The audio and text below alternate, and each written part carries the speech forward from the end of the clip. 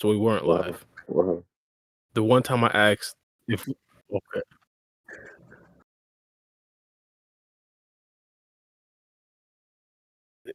see, see, see. Alright, alright. Welcome back to another episode of the Cloud Ninja Podcast. Today we're joined with FREEGAME the third, and of course Black Uchiha. We gotta give Black Uchiha a last name. That's the story for another time. But we might also be joined by Kudomaki a little bit later on the pod. Today we'll be talking about the sneak peek. Nah, nah, partner. It needs 3 syllables, like FREEGAME You could say the third. three. You could say the three. Black could y'all three. But hey, yeah, I'll rock either way. Either way. I'm Black Uchiha. Either way. Black Uchiha, The Black Black Uchiha three. Uchiha.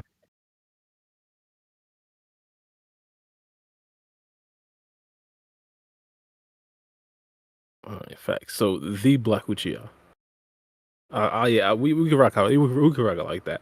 But regardless, so I guess the first thing we could talk about is the spoiler images, not spoiler images, the sneak peek images that was actually released. Yeah. By the way, I'm super happy that they actually did start to do these sneak peeks or official sneak peek releases because like Dragon Ball Super has always done that, and like Boruto has been always been like kind of like close look with their spoilers. We'd always have to have like third party leak the spoilers, but now they're Yeah. actually giving it to us. So I I was think they happy about started in like what, chapter 5 or something like that, Two Blue Vortex. Chapter yeah, chapter 5 or something. yeah, something like that. Yeah, it is Dragon Ball Super.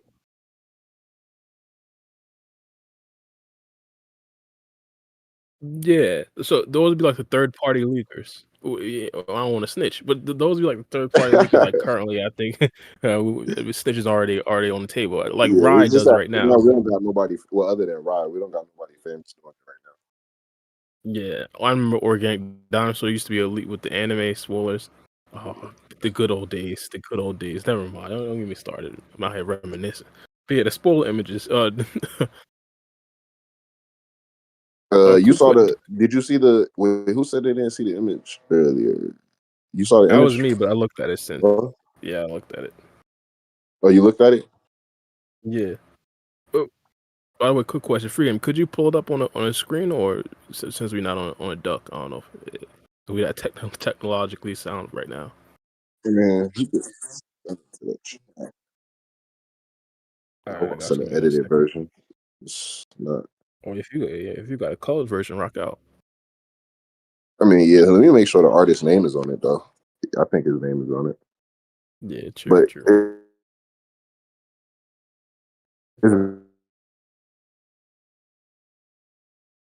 it's Hmm. hold on. Yeah, I'll send the full page. Copy. Discord. Or did I drop it in the wrong chat? Yeah, I dropped the phone. Yeah, Yeah, that's all of it. Yeah, that's what I was saying. They took a lot of creative liberty. They didn't include the whole panel. So I rock with it though. This art right here look fire. But yeah, Falcon name always on. I'm yeah, facts. I hate the I don't say I hate, but I dislike anime artists that don't really put their watermark, and I just find like a random elite like fan anime who actually made it. do the research. Yeah, add the little Oh, tag. I try to always add the tag whenever I can. yeah, fact. It was weird. So it looks like Jura actually pulled up to the battlefield. One of the things that we kind of knew from the last chapter is that if Boruto ever got to the battlefield, which he pretty much did, then Jura would pull up as well. Kashin Koji said as much. And turns out that at least that prophecy came through to fruition. Now, the question is going to be like, will they actually fight in the next chapter? And if they do actually fight, like, will Boruto survive? I think he will 9 times out of 10. I My idea is that, and we pretty much went over this last month. I mean, not last month, last podcast. I said that I don't think that Boruto fights. I think this is one of the rare times that he actually does escape. And if he does fight, I think Momoshiki is going to save him and probably end the arc. But yeah, what are y'all reactions to this picture right here, or the sneak peek? I think it really. Oh no, go ahead. Go ahead. No, I was just gonna say. I think it really confirms a lot of speculations that people had that Juro was going to pull up to the battlefield. Just from the looks of it, though, it looks like he's pulling up on the side where Mitsuki and Sarada and them were at, not where Konohamaru and Boruto is currently. So, at least for the time being, like just for right now, I can say either Boruto might sense the chakra that's going on and try to fly over there, or Jura might make his way to Boruto's location. But I don't think that's going to be the case because he would have just probably teleported towards one But of Matsuri's mark. But it looks like either Mitsuki or Sarada, they might be in trouble. Just like that with Quick. location, Yeah. it, that location thing is kind of interesting. This makes me think that he might be trying to snipe Boruto again, like just to get it over with. Like not Oh, even have to fight. yeah.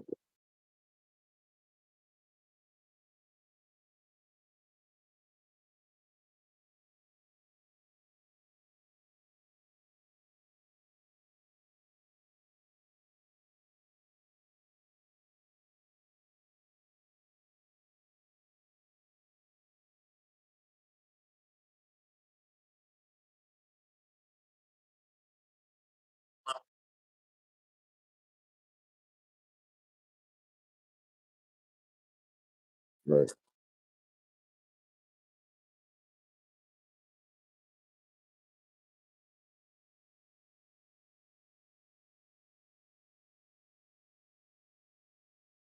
No, I agree.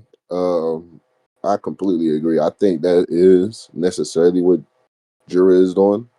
That's the reason why he didn't pull up towards the Matsuri side. So it's just a matter of whether he goes after Mitsuki or he decides to go after Sarada. I'm not really sure how they're gonna go about it because it's still kind of fresh in terms of Jura's personality, especially in instances where we see he's about to become the aggressor. So I do think he's going for the hostage situation to try to draw Boruto towards the location. So I think it's a matter of whether Boruto can get there first. Like soon as he senses that Jura is there, he has to rush to the location. Um, but I think one of the more grander things, like beyond just the panel itself, for the anticipation wise, between the remedy of the situation, because we know Boruto, this isn't the end of the road for him, but how is he going to get out of it? So whether it be the release of the mighty Jogan, oh, whether it will be in terms of Boruto's remedy for this situation to making it out alive, whether it be Momoshiki popping up Boroshiki's form and then him battling Jura, or possibly the mighty Jogan being revealed and finally showing its mark. And that can be a way for Boruto to alter or change the fate that's possibly in store for him right now.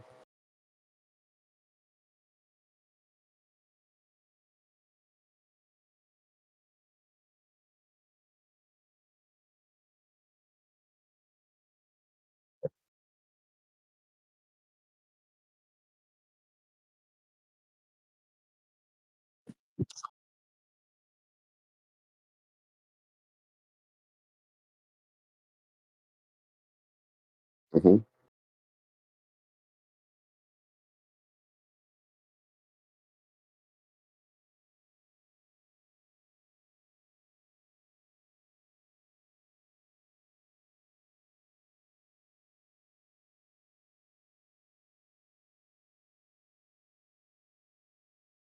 Yeah,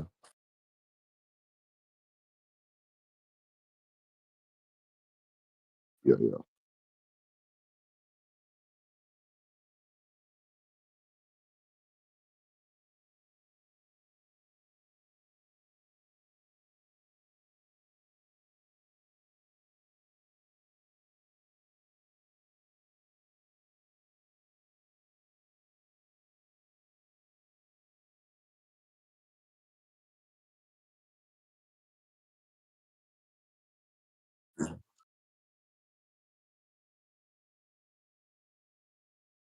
Right.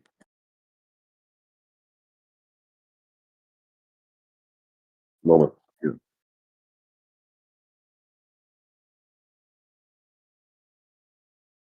Mm.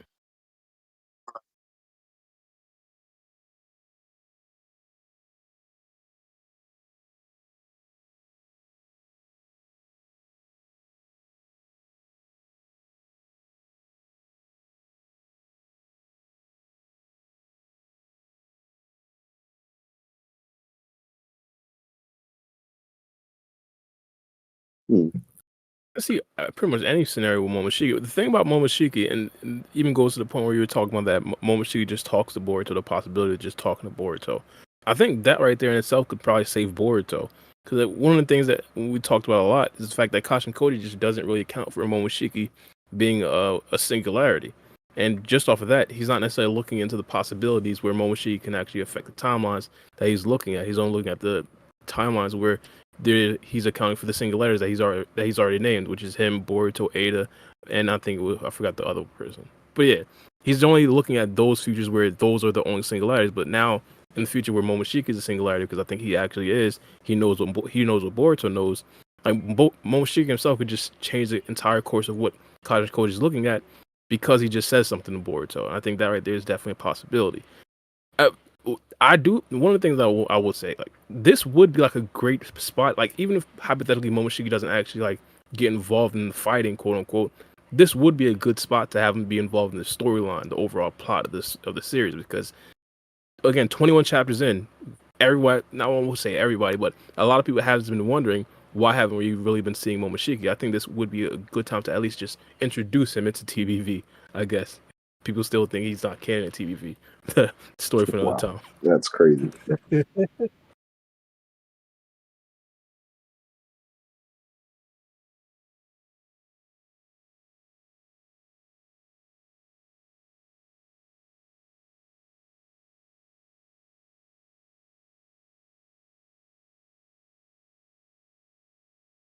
I can hear you. Yeah, You good right now. You good right now. Yeah.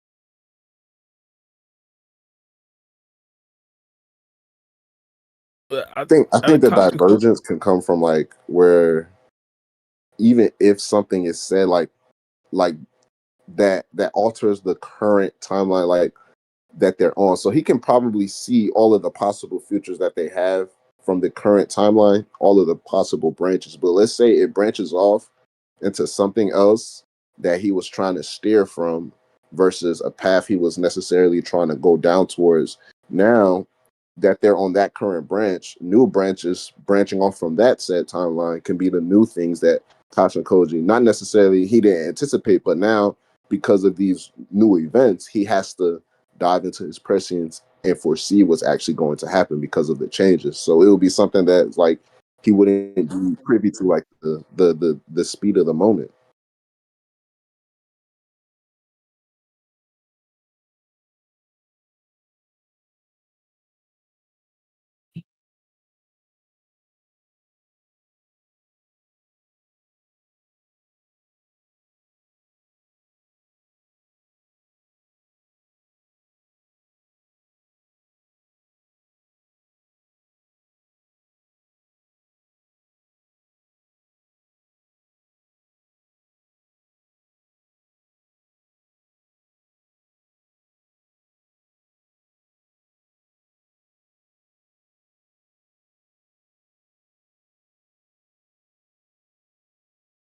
Yeah.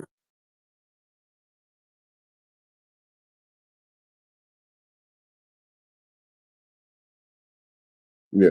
So Yeah, yeah, so it's like he sees like the different ways that Boruto like reacts. So he could see 10 different ways that Boruto goes to save Konohamaru from Matsuri. Whether it be he goes and he kills Matsuri, he goes and he fights against Matsuri, he pops up, like all of these different ways. But I'm trying to say like in a notion where like he only looks so far because we don't know if he necessarily just processes everything as soon as he activates prescience. Like he would have to look into the future and see actively what's going on and how things are playing out. So I think it's a kind of like matter of how Ada. far. You said what, Bar? I said kind of like how Ada needs to actually look at what she's seeing when Yeah, she uses yeah, her yeah, abilities. Like similar. if she, Like how Ada needs to look at whatever is going down in order to understand what's happening. So he would need to peer into the branches, into whatever timeline he's looking towards. So whether it be the current path or the possible branches that steer from that current path based off of Boruto choices, his choices, or a Momoshiki influence. But it's a matter of how far he looks into. So if he's has a set in stone plan for what he needs to do and a probably like 2 or 3 contingency plans, it will automatically set the precedence for him to like have a set focus on, let's just to throw out a number like 3 or 4 futures and a plan specifically for those 3 or 4 futures where he may have knowledge from the other 6 to 10, but he didn't look so far enough ahead or necessarily look long enough and plan long enough to where he can be ready once those actual events occur. So he's only ready, like absolutely ready, like pack backup plan A, B, C, and D for like 3 or 4 futures, and he has the knowledge of like the other 7 to 10 futures, but not necessarily as ready as he is for the futures that they're on. You know what I'm trying to yeah, say? it-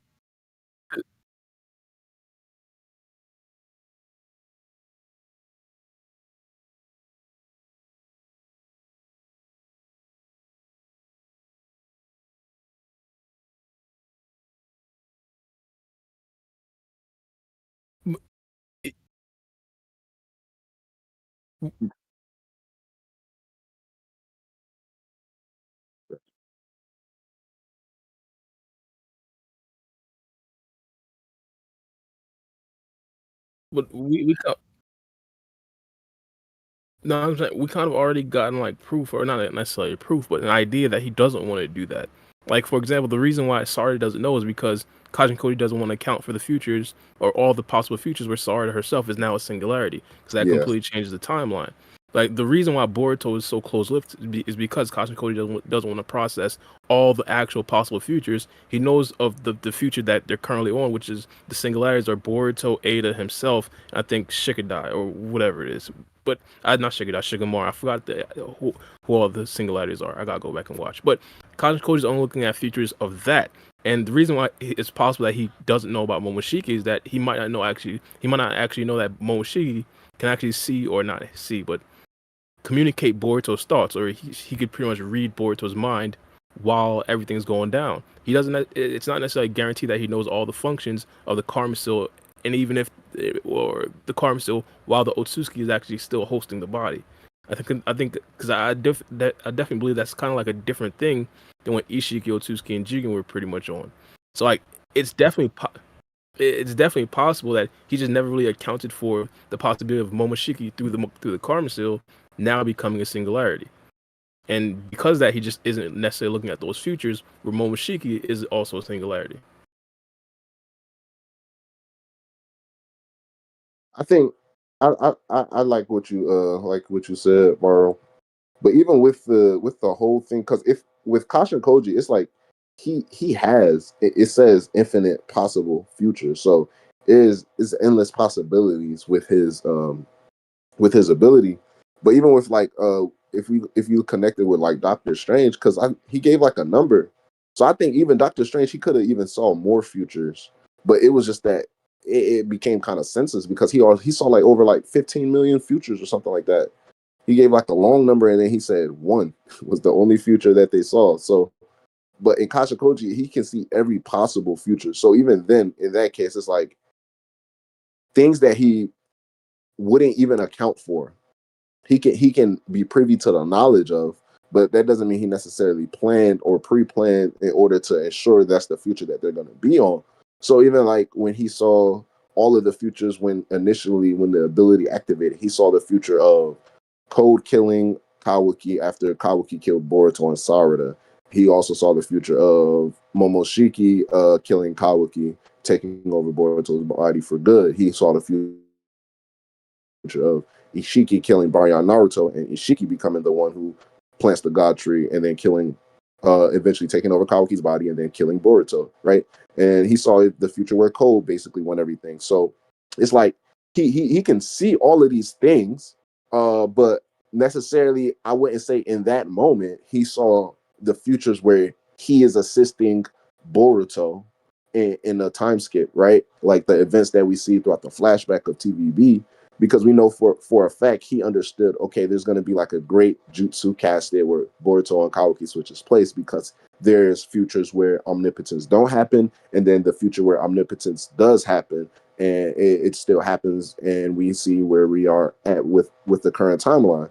But I still think I wouldn't say like he's limited, because he says himself he has possible futures and he can see all of the possible futures, but it's a matter of how far he actively uses his ability to see into the future to get that knowledge. Mm-hmm. Exactly. I don't necessarily think that he currently knows, or like the possibility of if hypothetically Mitsuki becomes a singularity, and if he's now the current plan that we're on is kind of acting on the possibility of Mitsuki actually being a singularity. I think Yeah, what he's doing is trying to narrow down the actual possible futures that he does see and try to pick the actual correct one, or the correct that's going to make him the most victorious. Because again, where if he's you gonna make make, like yeah, yeah, and I do want to question, like, hypothetically, if you do make all the strong people a singularity, like what does Kashin Koji actually see? Like, is that do all doom and destruction still, or does that, or is that kind of helpful? I think like stuff like that could possibly be like good things to look forward to, but also it's highly possible that the reason why he's kind of like wanting to like withhold that information, like even if hypothetically he sees the future and he does believe that giving all those people knowledge is like could potentially be a good thing, he might be thinking that withholding knowledge from them can actually make them stronger. Like like hypothetically, him and Wadi, yeah, like for example, like with her not necessarily knowing the information, she got significantly stronger with the Karma. Kashin Koji probably planned and understood that Jiro was going to pull up to the Hidden Leaf Village and actually confront him with Wadi and have the Nine Tails pop out and potentially make her stronger. Same thing with Sarada. He made it very clear that he wanted this particular mission to pop out so Sarada could actually unlock her Mangekyo Sharingan. So there's a lot of reasons why he doesn't necessarily want to have more singularities, but I think a big reason is for sure the fact that he probably wants to like narrow the amount of futures that he does have to look into, because that right there just makes the accuracy of his actual future that he wants to get to that much more easier, in my personal opinion. yeah. That's facts for sure. Because even in the situation where you mentioned Sarada and her Sharingan, he it already sounds like he's planning for events that even go past this current situation, right? Possibly taking into account Boruto showing up, but still there being some wiggle room for him to finesse his way around it, right? But he still says like, Sarada's Mangekyo, basically her awakening, was something that's going to be key for them in the future, right? So at this point, Ryu's already dead.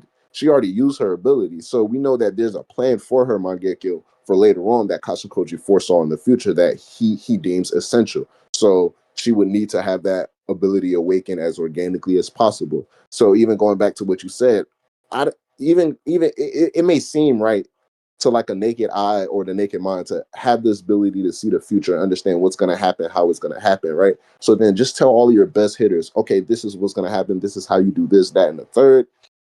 It's like playing the trope with all of the other story mediums that have told like timeline different stories before, and the most famous one being in Flash, right? You think if you go, whether it be changing the past or seeing the future, if you change the information that you have in your present time, everything is going to work out.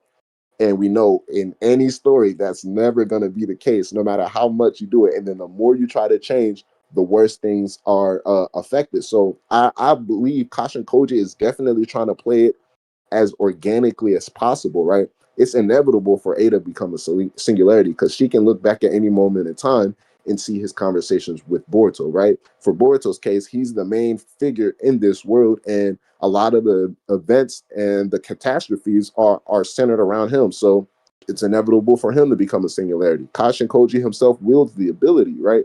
So these are things he can't avoid. But aside from them, he's making sure he's not telling anybody whether it be like, hey, I can see the future or this is gonna happen, whether it's just more so like details, information, right? Whether it be Shikamaru, right? He's telling him send Konohamaru and Team 7 to the Hidden Sand. Let them rendezvous with two ninjas. Don't ask questions. He's keeping it short and sweet. It's alluding to the idea, okay, he has information that we're not privy to, but it's not flat out revealing, hey, this guy knows the future, so they can't act on that whim. And then whether it be with Boruto, right? Because it's more than likely than not, Kasha Koji directed Boruto to say what he said to Kawaki, right? So Boruto's telling him, Amato is hiding your true power. He's not telling Kawaki, hey, I can see the future or I have knowledge of the future and I know that Amato is doing this. He's just saying Amato is doing A, B, C, and D. If you don't believe me, go and ask him yourself. But this is the current situation we have right now. And, essentially he has the strength to back it up and he has the accolades from the time being. So I don't think they're gonna even be they want to put themselves in a position where they let people know future details are known. Whether it even be like they're giving them exact details or just letting like someone like Sarada know, hey, I know the future. I know possible futures because of Kasha Koji's ability. That automatically, whether or not she knows details, the fact that now she understands, okay, Boruto has knowledge of the future or Boruto's accomplished has knowledge of the future, that would change everything. And that would possibly also change all of the futures that Kasha Koji saw or the futures that Kasha Koji are privy to. And then he would have to reanalyze everything because now someone else outside of the three are privy to the fact that future events are already known prior to their happening. So it's real. It's always like an in between when it comes to Kasha Koji, which is why I don't blame a lot of people who connect his abilities to like things with the Matrix and just other different mediums that touch onto like time travel and just going to the past or future and stuff like that. Yeah, facts. Well, I did want to ask. So we were basically talking about this a little bit before the pod. I seen on Twitter, even before I looked at the actual spoil images, that people were saying that Mitsuki may actually die because of this image right here. Do you think Mitsuki is in trouble? Or I'd say, what are the chances that Mitsuki dies? Dies is a heavy. Yeah, I don't think he dies. Trouble, yes. I think everybody right now on the battlefield is in trouble. If we're being honest. So like how we were talking about with Jura earlier, I think he's definitely taking the hostage approach. So whether it be they're just showing it from Mitsuki's viewpoint because he's the only important character that's conscious right now, because who would really care what Araya's reaction is to Jura, right? So they're gonna give us Mitsuki's reaction. Sarada is knocked out, so she couldn't react. Yodo's dead, she's out for the count. So I think it's more so just Mitsuki's perspective because he's the most important and active one at the current time. And it's interesting, like I said, Jura's popping up on this side. So more likely than not, he's going for the hostage. It's a matter of if it's gonna be Mitsuki or Sarada, but also how they depict him playing the aggressor, right? Because even when he played the aggressor previously, when they invaded the Hidden Leaf, it was still kind of calm, cool, and collected, right? Because he pursued Team 10, he chased them when they flew off on their bird. He was actively seeking Himawari and the Nine Tails, but he didn't necessarily do too much or step out of character. So it's interesting to see how, because now he's in a position where he already deemed Boruto a threat. He understood Boruto knows information about the Soul Thorn Bulb. He has an accomplice, and there's certain things that possibly can be a mystery to Jura that he doesn't understand about Boruto. So it's best for him to be eliminated and out the picture. So how is he gonna probably pursue the current predicament he's in? Are we going to see like a little bit of Jura stepping out of character, a little bit more emotion? He's been stoic, a very good stoic, not necessarily us yearning for more emotion, but he's been soaking up knowledge and kind of like an intellect, right? Like a person who's intrigued, but also knows how to keep his emotions in check at the same time. So I think he's definitely going for it. It might definitely be Mitsuki, but I don't know, man. I don't know if Boruto could show up right now at the moment. It's real interesting to see if this panel is even like at the start of the chapter or more like towards the middle or the end. So I'm not sure. How you feeling about it, Bar? Well, if I'd have a take, I'd start off with the fact that Mitsuki thinks that Boruto might be his actual son. I don't say thinks because I don't necessarily want to say confirmed yet. One of the reasons why it would possibly be confirmed is that Mitsuki kind of helped Boruto escape the Hidden Leaf Village, and if he still kind of Right. believed that Kawaki was his only soul, one son, then of course he wouldn't probably help Boruto escape because he understands that Boruto might try to kill Kawaki. So if hypothetically Jura is close to killing Boruto, or even make attempts to kill Boruto, and Mitsuki catches wind of it, I think Mitsuki could die. I think at that particular point, Mitsuki's probably gonna die. That's And to be honest, I crazy. think it could probably go along with the storyline they're probably trying to have for manga Jura, where Jura is essentially trying to figure out why people are doing things past their actual natural instincts. Mitsuki would pretty much understand that he will die fight going against Jura, and Mitsuki probably will gladly die trying to protect Boruto. We kind of already seen that when he tried to protect Kawaki from Boruto early on in the series. But Mitsuki knew he was going to beat Boruto, and he still tried it anyway. So I think that would pretty much go directly along with the storyline of Jura. But yeah, if I think that would probably be the most realistic way Mitsuki does die. One of the things that we kind of knew or found out from Jura is that he kind of does appreciate not the hidden leaf village, but ninjas as a whole, and he doesn't necessarily just go around like indiscriminately killing everybody unless they actually bother him. So in this particular case, I would definitely see Mitsuki trying to bother him if he does catch wind of what Jura actually is going to do. So maybe Jura just pulls up to the battlefield and he just dips without actually telling anybody that he's actually going to try to snipe Boruto from that far away. And if that's the case, maybe Mitsuki doesn't really do anything or get a chance to do anything. But yeah, I could definitely see Mitsuki trying to attack Jura if he finds out, and Jura just clapping him up. Well, honestly speaking, oh, that free? You back free? Oh yes, sir.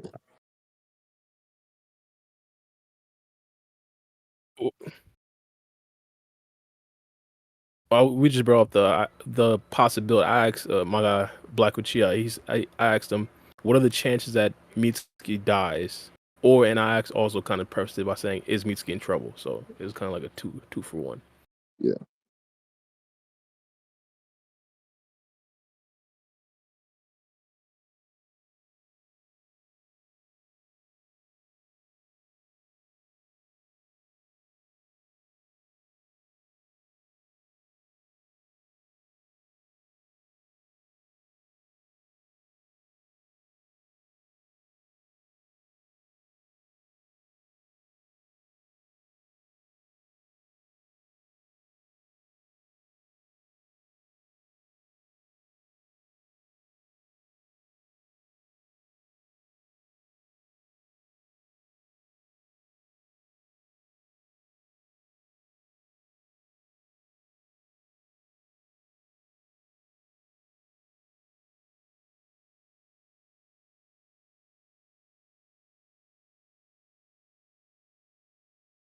Mm.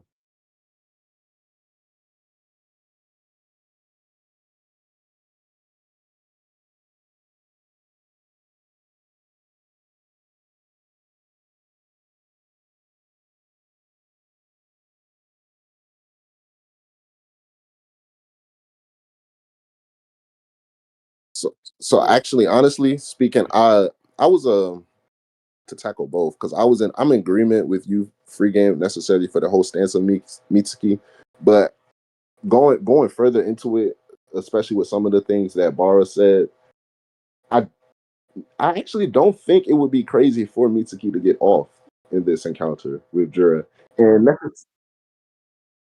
yeah, yeah, necessarily because of one of that being the main reason. And there's a lot of ways that they can do for it. So it can work emotionally. You can get the full emotional effects of killing off a major Boruto character, right? But you can still also bring him back. But what's even better for that is not cheap because the Mitsuki that would come back, let's say he does have the memories, right? Or maybe the feelings, but he knows he's not the same. And he makes it clear that he's not the same Mitsuki. However, this new Mitsuki would be completely like fresh and new. So he processes Boruto as Boruto. And yeah, it could be the whole entire. Yeah, yeah. So that can be how like Boruto officially gains Mitsuki 100% on his side in TBV. They have an emotional moment. The OG Mitsuki dies off, right? They find a way to implement Orochimaru back into the story. And then we bring in the new Mitsuki, and now he's fully Team Boruto, no questions asked. Mind you, he possibly has the memories, but it's not the same. So it's kind of like building anew. And we still have all of the emotional effects. So it would be something like Ikimoto decided to go big and pull the plug on two characters in this arc because it's really great that he decided to do what he did with Yodo. But essentially, you're always going to have that average Joe to be like, well, who cares about Yodo? Which I can't argue against that. Who would care about Yodo, right? but also killing Yodo and then someone like Mitsuki, who also has a way to be brought back without it being cheap, would be a good way to segue into, the entire the stakes being raised. Right. Also not cheapening out Jura and his approach, because they've been doing a great job with Jura as a character so far. Right. And honestly, they made it make sense as to why Team 10 walked away out of there without any casualties, despite one of them even being sent to the ICU. So I can't say they can't do that necessarily again with Jura's character, but necessarily, since how I mentioned earlier, I think he's going to be very much an aggressor in this confrontation. There's going to be conflict there. So Mm-hmm. uh, I wouldn't be surprised for him to ruffle some feathers and possibly go overboard in killing somebody off. So Mitsuki could be definitely a great way. And if it has to be somebody, right, I don't think Araya would mean enough for it. If they want to definitely dive deeper into the Sand Shinobi and Right. possibly bringing, because I think Ryu is done for. So bringing Shinki back and then his team is annihilated, Shinki can become a major player in the manga going down the line, and I'm all for it. So we can implement Shinki, and that can be a way to really debut him into TBV. We introduce his team, we introduce a Shinju counterpart. His team dies, he's brought back, and he undergoes a major character development and change, and he becomes part of the main cast. So that can work as well. So it can be Araya and Yodo that both die. But aside from Araya and Mitsuki, even including Konohamaru, like I don't even think Konohamaru's gonna die. So I really think the next two might be either Araya or Mitsuki. Konohamaru is the hanging fish. That's like they're just trolling us because we've been thinking Konohamaru's about to die before Yodo even died. Yodo died out of nowhere, right? So I really think it could be hanging between the two of either Araya or Mitsuki for the most part in this confrontation with Jura popping up on the battlefield. Exactly. I I think agree. yeah. Kidomaki, are you here? Could you? Oh no, my God, definitely. Oh, my bad. Yeah. So I'd probably say Mitsuki as well. To be honest, I mean you gave a lot of good reasons, but one of the things I would say about Mitsuki, I think it would kind of be a cop out. The thing with Mitsuki is like they have like backup vessels and like his memory backed up in like a hard drive somewhere in Orochimaru's hideout. So I'll kind of he might die and then he probably come back in the next arc. So that could be like a cop out. But Juro is kind of interesting. Like I feel like he'd have probably again what we talked about. He'd probably only attack ninjas that try to attack him. Mm-hmm. Let's say hypothetically he does try to actually attack Boruto. Like I don't necessarily see Araya like actually like going or at least trying to kill Juro to save Boruto. If that makes any sense. I think currently he probably just doesn't even like Boruto. So I just don't necessarily see like Juro trying to like attack Araya. But on top of that, like now we gotta open up the Sara to potentially get stepping away. Like Sara has been like knocked out in the last chapter, so of course she probably doesn't have any of the powers that could actually do anything to Jura. But hypothetically, if she does like throw a kunai at Jura, he might get a little bit mad at it, a little bit angry. So I think like the two characters that we should be looking out for is probably Sara and Mitsuki. Konohamaru, we talked about my guy Konohamaru. If he dies, he needs at least some sort of swan song. Like he can't just die like off the heels of him just like having one of the most embarrassing missions I've ever seen from a Joni. Like that can't be the case. That cannot be the case. Yeah, so I think the two that I'm worried about would probably be Sard and Mitsuki. Yeah, pretty much. Yeah, I agree. I don't think Konohamaru is gonna. It's because I'm very, very indifferent with the character, but I don't think they're gonna kill him off. And it's just, I don't think the buildup was enough or even there for them to kill him off.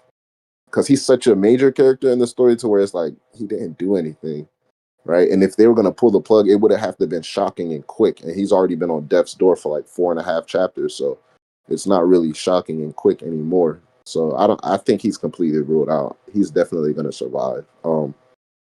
But I do think Yeah, I I think agree. Araya could, yeah, I think Araya could be one of those only because Bara, I know he would still not necessarily like care for Boruto in any way, shape, but Boruto necessarily he's just not that type of guy to let anybody die, especially if he's able to stop it. So I think Jura just might deduce the fact that if he takes anybody on the field hostage, Boruto will more than likely show up to Yep, prevent him from killing them. So I think exactly. it's more from that approach in terms of like how Boruto feels about the situation.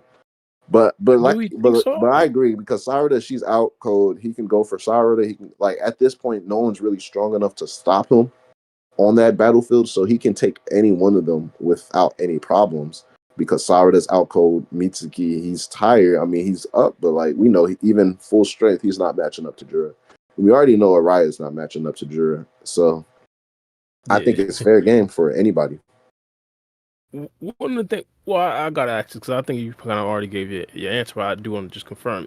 Hypothetically, Jura attacks someone like Sard or Mitsuki. Do you think Boruto jumps in? Yeah, but Yeah, without a doubt. absolutely. It's a matter of if they're gonna let them run the ones a little bit, or have Boruto sense the chakra and just fly right over there. So I think Boruto might just fly over there and make it just in time. Because right now, even if Matsuri is still like let's just say Matsuri's soul thorn isn't popping up, I believe he has enough faith in Konohamaru to leave him there with just her head. He can supervise her head. I don't think he can settle a mission where all he has to do is watch over the Shinju's head. I don't think Matsuri could get the one up on him. So Well, if the situation calls for it, which we know it will, Boruto will definitely sense Jura's chakra and leave Konohamaru in charge of cleaning up the rest of what's going on. So whether it be he tells Konohamaru Rasengan the rest of her head and let her soul thorn pop up, or just make sure you don't allow her pieces to come together, or just keep an eye on her, something like that. But he has to make his move quick to the other side before Jura even tries to get active against any of them. So I think soon as he senses Jura's chakra, um, he has to start making his move. So by the time we see here on this panel, Mitsuki's like saying what? Either the next page has to show Boruto reacting also and then making his move to the battlefield, or we had to see prior Boruto sensed it before Jura even, or like kind of around the same time Jura's head is popping out of the claw line, and now we're just shifting over to the battlefield of what's going down. I had an interesting when I was on X, I should say, not Twitter. I saw something interesting. Somebody said they said that possibly Jura entered the battlefield with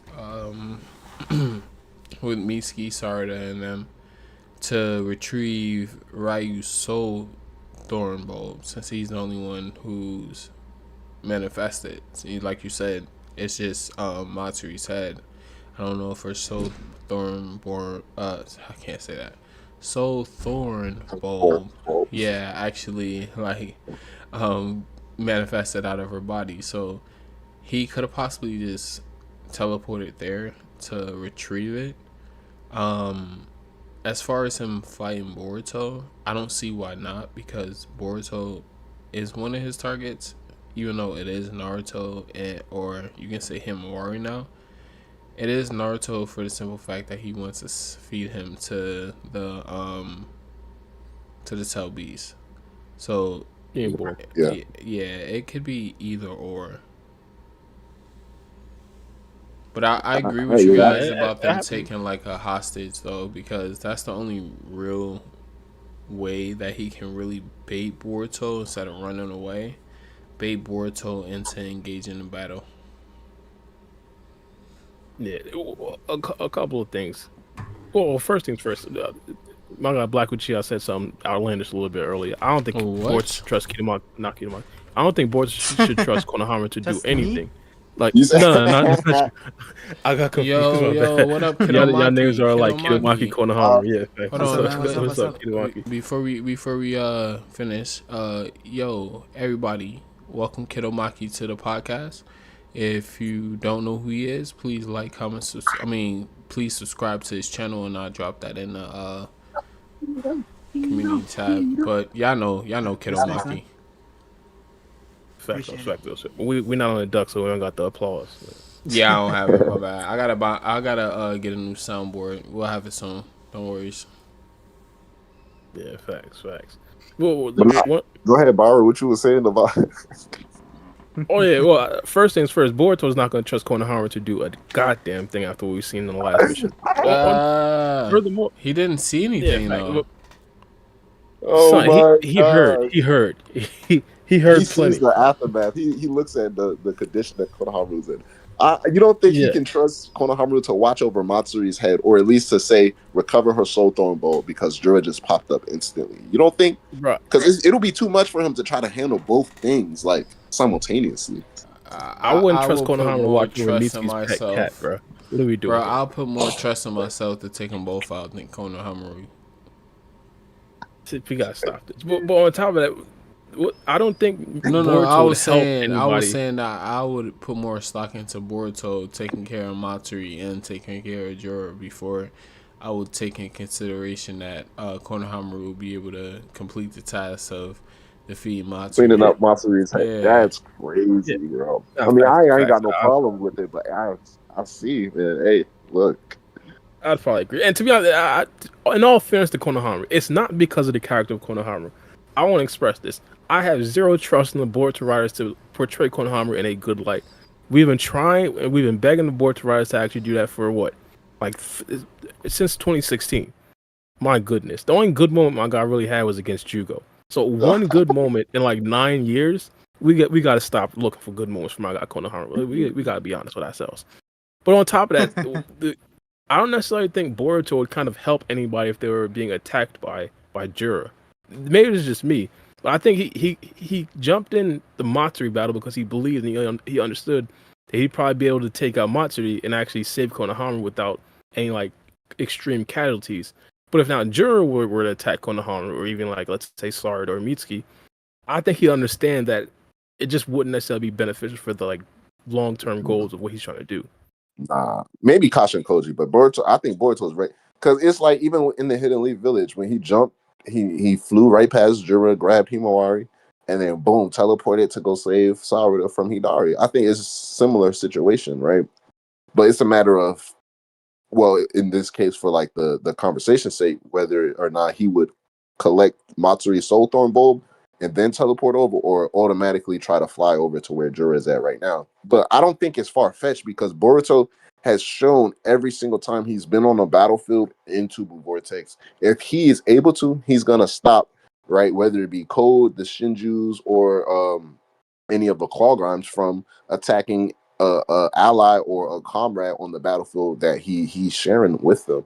So I don't think it's crazy for him to sense Jura's chakra and then automatically fly over there and prevent anything from happening. I don't. He's not. If he was avoiding Jura, he wouldn't have showed up regardless. He would have probably listened to Konohamaru's word off rip. And I still am of this belief that I think I said last couple of pods is that like I really do believe Boruto in the back. Now, this is my headcanon, so I'm not saying take my words as facts, but I believe genuinely in the back of Boruto's head, he has a small sense of shinobi pride to where it's like he understands Kashin Koji can see the future and he told him this, that, and the third. But if we're being honest, Boruto is on like a 2016 Golden State Warrior run against these Shinju. He 4v1 them when they first introduced them. He came out clean. He came across probably one of the tougher, stronger ones outside of Jura and Hidari. Mopped him up easy, right? Got him out of there. Jura gave him a little mishap. It's an interval. He didn't get to see the man face to face, so it was a cheap shot. You can call it a sucker punch. Boom. He comes back. He mops up Matsuri before she could even finish his name. Mind you, his name got 3 syllables in it, guys. So it's Right. like in Boruto's head, and already understanding his character, like how he grew up wanting to be like Sasuke. He grew up wanting the spotlight. He grew up wanting attention from his father. He liked the stardom. He's kind of like a new Jenny type of kid, which is what Naruto and Sasuke kind of argued about. Naruto being like, Boruto kind of outgrew the old shinobi ways. And Sasuke saying like, nah, it's still there. He likes to be flashy, but it's definitely still there. So I think Boruto has a sense of pride, mind you, again, in my head canon, that it's like, bruh, I've been mopping through these Shinju like butter, bro. So why not take my shot at Jura? Like I understand what Kasha Koji said, but at the same time, Boruto and Jura, they haven't really seen each other, right? And it's even more so because like Jura is actively taking steps and measures to take out Boruto. So in Boruto's head, what does that say? It's like I'm a threat. It's like being in a basketball game and you get a leak from the other team's huddle, and it's like they keep saying things about your number, what they're gonna do. They're gonna do a boxing one. They're gonna do this to you. They're gonna do that. They gotta watch you off the dribble. Off. It's like in your head, it's like I'm really a problem. Like they talk about doing. So in Boruto's head, Jura is doing all of these things. He's actively like being told he can't go this place or that place because Jura is looking for him. Jura treats him as a problem, as a threat. So Boruto understands, well, I'm a threat. So why not me actually become a threat? Like, let me be the threat that I am. So I think he's not. I know he's definitely cautious, but I don't think Boruto is really. I don't think he's scared of Jura. Long story short, I don't think he's scared, and he has to get. I don't. I'm not saying he won't be, but he has to get proven. Like Jura has to really, kind of like what he did to Kawaki, look him in his face and make him go night night, and then Boruto will be having a wake up call. You know? Yeah, I think it I'm would be gonna go. more. Well, I think it'd be more of like. I think it would be more of a challenge for Jordan. It would be more of like more intense version of him fighting him and Worry, because he had to put Definitely. in some effort, and I don't know if what you guys think, but I would say that with her in her QB Chakamo, whatever you want to call it, she's possibly stronger than Boruto. But that's just my headcanon. I Nah, I disagree.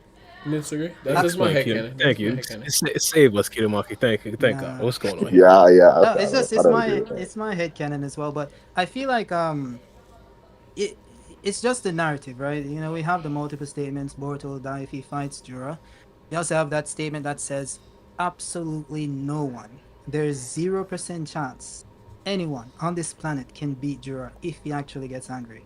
So Oh I feel no, I'm like not saying that. I'm just saying that Boruto put up a much more better fight than Himawari did. oh no, I know. I think he's more like responding to my statement. So. Oh, sorry. Yeah. uh, Yeah, I'm just saying like it just I feel like in general if Boruto goes to fight Jura, it's gonna play out exactly how Kashin Koji says, unless Kashin Koji wasn't telling the truth, which is also a possibility, of course. But yeah, I don't compare like when it goes to the Himawari fight versus Jura. I don't think at any point in that fight Jura got even like 10% serious. I don't think he used 10% of his power, to be honest. right. I'd agree with that. I think it was a wash, easy wash. So I don't even like factor in that fight when I'm doing analysis. It just doesn't exist to me. That's how irrelevant it is. So when it comes to Boruto and Jura, I feel like for it to live up to the hype that mind you, this is coming from chapter 4. Right. Right, we saw Boruto running from Jura and stuff. And then we got the statements in chapter 5 from Ada saying that the Shinjus are a greater monster than Code, who I believe Boruto is relative to be honest. Yeah. And then we got the statement in chapter 13 saying that Jura killed Boruto in every possible timeline. Right, and then we continue on and on and on. Boruto losing. If Boruto comes out and even like, I feel like it should be a low diff for it to live up to the hype. It should be a low diff, right? And then I what agree. happens is Boruto gets his little power up, you know, typical shonen stuff. He gets a little Momoshiki amp or he gets a Jogan amp, and then he does his stuff. But base Boruto should not contend with the main villain of the arc. I don't think that should happen. Yeah, like he gets his ass whooped and then flying Raijin out of there last minute. And that's one of the things. I feel like, and I could be wrong, based on the spoiler that came out, and we kind of discussed it before, but I feel like the reason why Jura is going to, and we're assuming that he's doing this because it seems like he's popping up next to Mitsuki from one of the clan grimes. I think the reason why he's doing that is because Boruto has Flying Thunder God. And he knows if he goes and try to, fight Boruto, he can escape. You know, he can just put his little hands together and just, poof, he's gone. So taking a hostage like Mitsuki or Sarda will prevent that from happening. Yeah. And I think it plays into the entire love thing. You know, he was kind of watching Boruto and testing him to see what would make him jump on the battlefield. He knows Boruto is watching. He knows about the Senragan. He said this in chapter, I think, 5 when Ada used it to watch them. So he knows Boruto is, watching, probably watching what's going on. That was and he's Bug. waiting to see. Did Bug tell Jura? Or can they? No, Jura noticed because he said Senragan. Interesting. Yeah, so Jura said that. So he knows about the Senragan. So he probably knows that Boruto sees what's going on. He could have intervened at any point in the fight. He just waited. He was watching the entire time. And Boruto finally arrived. He's like, there you are, Boruto. So I feel like he's watching and he's like, oh, is Boruto susceptible to this love thing? Right? Because Boruto isn't human. I don't think he even sees Boruto as human because he keeps calling him Boruto Tsutsuki. So he knows humans are susceptible to love. He knows the Shinjus are. Maybe he's trying to test to see if Boruto also is susceptible. So when he sees, Konohamaru about to get clapped and Boruto hops in the battlefield to save him, it clicks. He's like, there you go. So what he's gonna do now is use that same thing against Boruto. He's gonna take one of his little friends. He's gonna be like, yo, if you try to run, I'll kill them. And both will have to stay and fight. I think that's what's gonna happen, and hopefully that person is Sarda. To be honest, Or I could if be he wrong doesn't stay and fight, Why Sarah? because Sarda is no one cares about Mitsuki, bro. Okay. If he takes Mitsuki, I'm gonna be like, bro, Boruto, come on, man, it's just you Mitsuki. But saved if it's it. Sarda, I'll be like, yeah, you have to do something. Okay, I see what you mean. What are you gonna say for game? What was I gonna say? Well, just a quick question. I could probably throw this in. So you believe if hypothetically Juro attacks Mitsuki or Sarda, Boruto would jump wait, in? hold on. I remember what I was Yeah, gonna say. definitely. I remember What? Yeah. Oh, yeah. Freaking. Sure. Do you think that Boruto, instead of sacrificing himself, because obviously that's not what happened regarding to the Flash Force scene. So Yeah. do you think that instead of sacrificing himself, he gives himself over to Juro willingly? I can see that happening, of course, but I feel like he has to survive, and that doesn't explain how he survives. Yeah. So, it's either gonna be the Jogan, which people disagree with, and that's fine, and it probably won't happen. I think it would make way more sense because it has that little Star of Hope vibe, like changing destiny, all that lovely stuff. So it would make sense, but they could go the Momoshiki route. Momoshiki comes out, I was Boruto gonna gets just say bodied and that. he's on his last leg, and he's breathing heavily, and Momoshiki says, switch with me, boy. Then he takes over and Yeah, I was just and talking then about that. Or even if he rocks gives himself up voluntarily. Like But Momoshiki is not trying to get fed to the yeah, to the but I god was about to say tree. he wants to kill Boruto. I think he plans to feed Kawaki and kill Yeah. Boruto. True, Like he wants Boruto out the picture, so it would be true. instant. He'll probably just Bijou bomb him like 4 times. Pew pew pew to the chest. Pew pew pew pew and we pew. know Boruto gets taken down by a non-fatal shot, by the way. So Yeah. imagine a fatal one. So like he doesn't heal like how Himawari heals. Yep.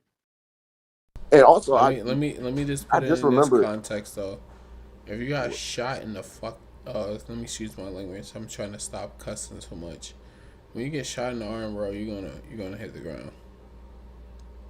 for sure. Well, Boruto didn't hit the ground. He got knocked out. So Yeah. it's like Himawari and got hit up. Like she got hit a lot of times. yeah, She was and good. Juro outright said, "I missed all your vital points." Yeah, So he that's why didn't hit any vital points, and he got knocked out. So imagine if Juro vital hits a points. vital point.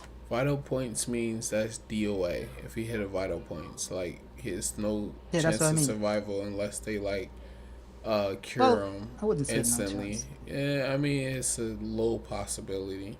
If you hit a Yeah, vital pretty point, much. then you're pretty much 95% dead. Like they can't help you. Like for instance, your Yeah. jugular. If somebody was to slice your jugular, DD or GG. What? You said, wait, hold on. What's that? Hold on. Did I hear what I just? I think Did I I hear what I just I heard, blacked man? out for a second. No, hold on. Did I hear what I just heard, bro? What did you hear? Hold on. Maybe I misheard, bro. Continue. No, Oh I was my saying God. like, You heard correct. I was saying like a vital part of the body. Like I was just giving. It's just jokes. Yeah. I was just giving like a vital organ that I'm It sounds like you said. educated in. What was it? I want to laugh, so tell me. It sounds like you said Diddy. Oh, Oh, I heard no, drug. no, I was no, laughing no, because no. you said drug. Bro said No. no. No, He said no. no. I said GG's. I don't My know. bad. I said it's Oh, GG's if Never you hit a mind. vital They said organ. GG's.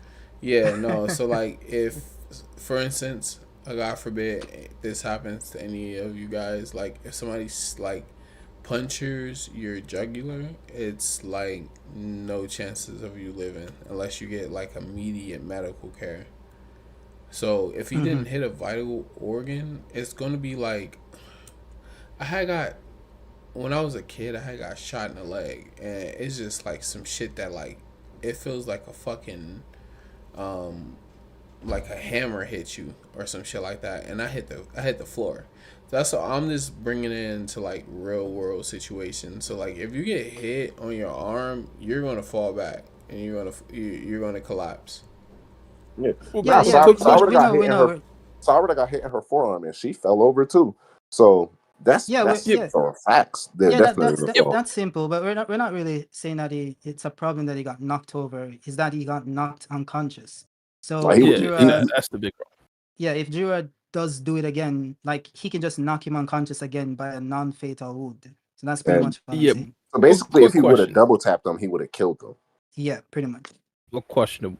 Do you think it's a skill issue that he didn't actually hit Borto's vitals? Like, could that necessarily be like Village the wasn't even in weaknesses? Like, it's sight, not bro. It's necessarily That was that accurate.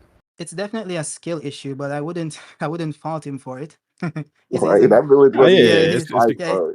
he's definitely a far ways away. But yeah. yeah.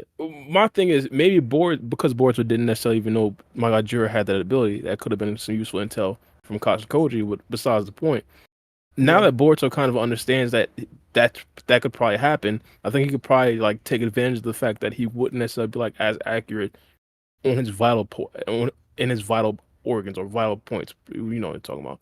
But Yeah. the question is, how could he block it though? Like, could he evade it completely? That's Like, I don't actually, Karma know. could absorb it, but I want to say, yeah, that's a good Mm. question though, because that's one of the things I He also didn't wanted to see it say. coming. He got blindsided like Goku when Frieza I mean, that one was like Mantrailing a mini zapped him. one. That was like a mini one, kind of like how Momoshiki does the Rasengan bullet. So, but Yeah. even past that, like just to say with the Himawari thing, because she was able to cancel it out with her own Bijou bomb, of course. So like aside from just being able to cancel out or absorb it, it's not necessarily something we know that you can block, like stop or block or anything like that, and it's already been depicted as being very very fast. So it's going to be interesting. I'm saying that to see if like once they come across each other, and more than likely because that's the only ability we've seen Jura use aside from wood style, he's going to shoot some Bijou bombs at Boruto. If he's fast enough to like once he's prepping himself obviously and he understands he's in an active battle to like just dodge them, or probably I don't know. It would be hard to say because it would be really crazy. Like we would have to give it up for Boruto's skill if he's able to like slice the mini Bijou bombs that Jura shoots out. Like he's able to cut them in half. Like if he's not fast enough to dodge them, he probably like dodge some and then cut some in half. So, but I think they might go for the speed thing because they've been emphasizing Boruto's speed. So like you said, free game, he caught him off guard with Yeah. that first shot. So now that they're gonna fight, it might be hard for Jura to actually land a good shot on Boruto with one of those I gotta bombs. disagree. I think Jura will probably wash Boruto all due respect. I agree. It, I mean, I'll I have to think agree. if he lands a hit, it's GG's. hey, We've already seen it, but like all Boruto's fast, bro. I'm gonna say it depends on what Ikimoto wants.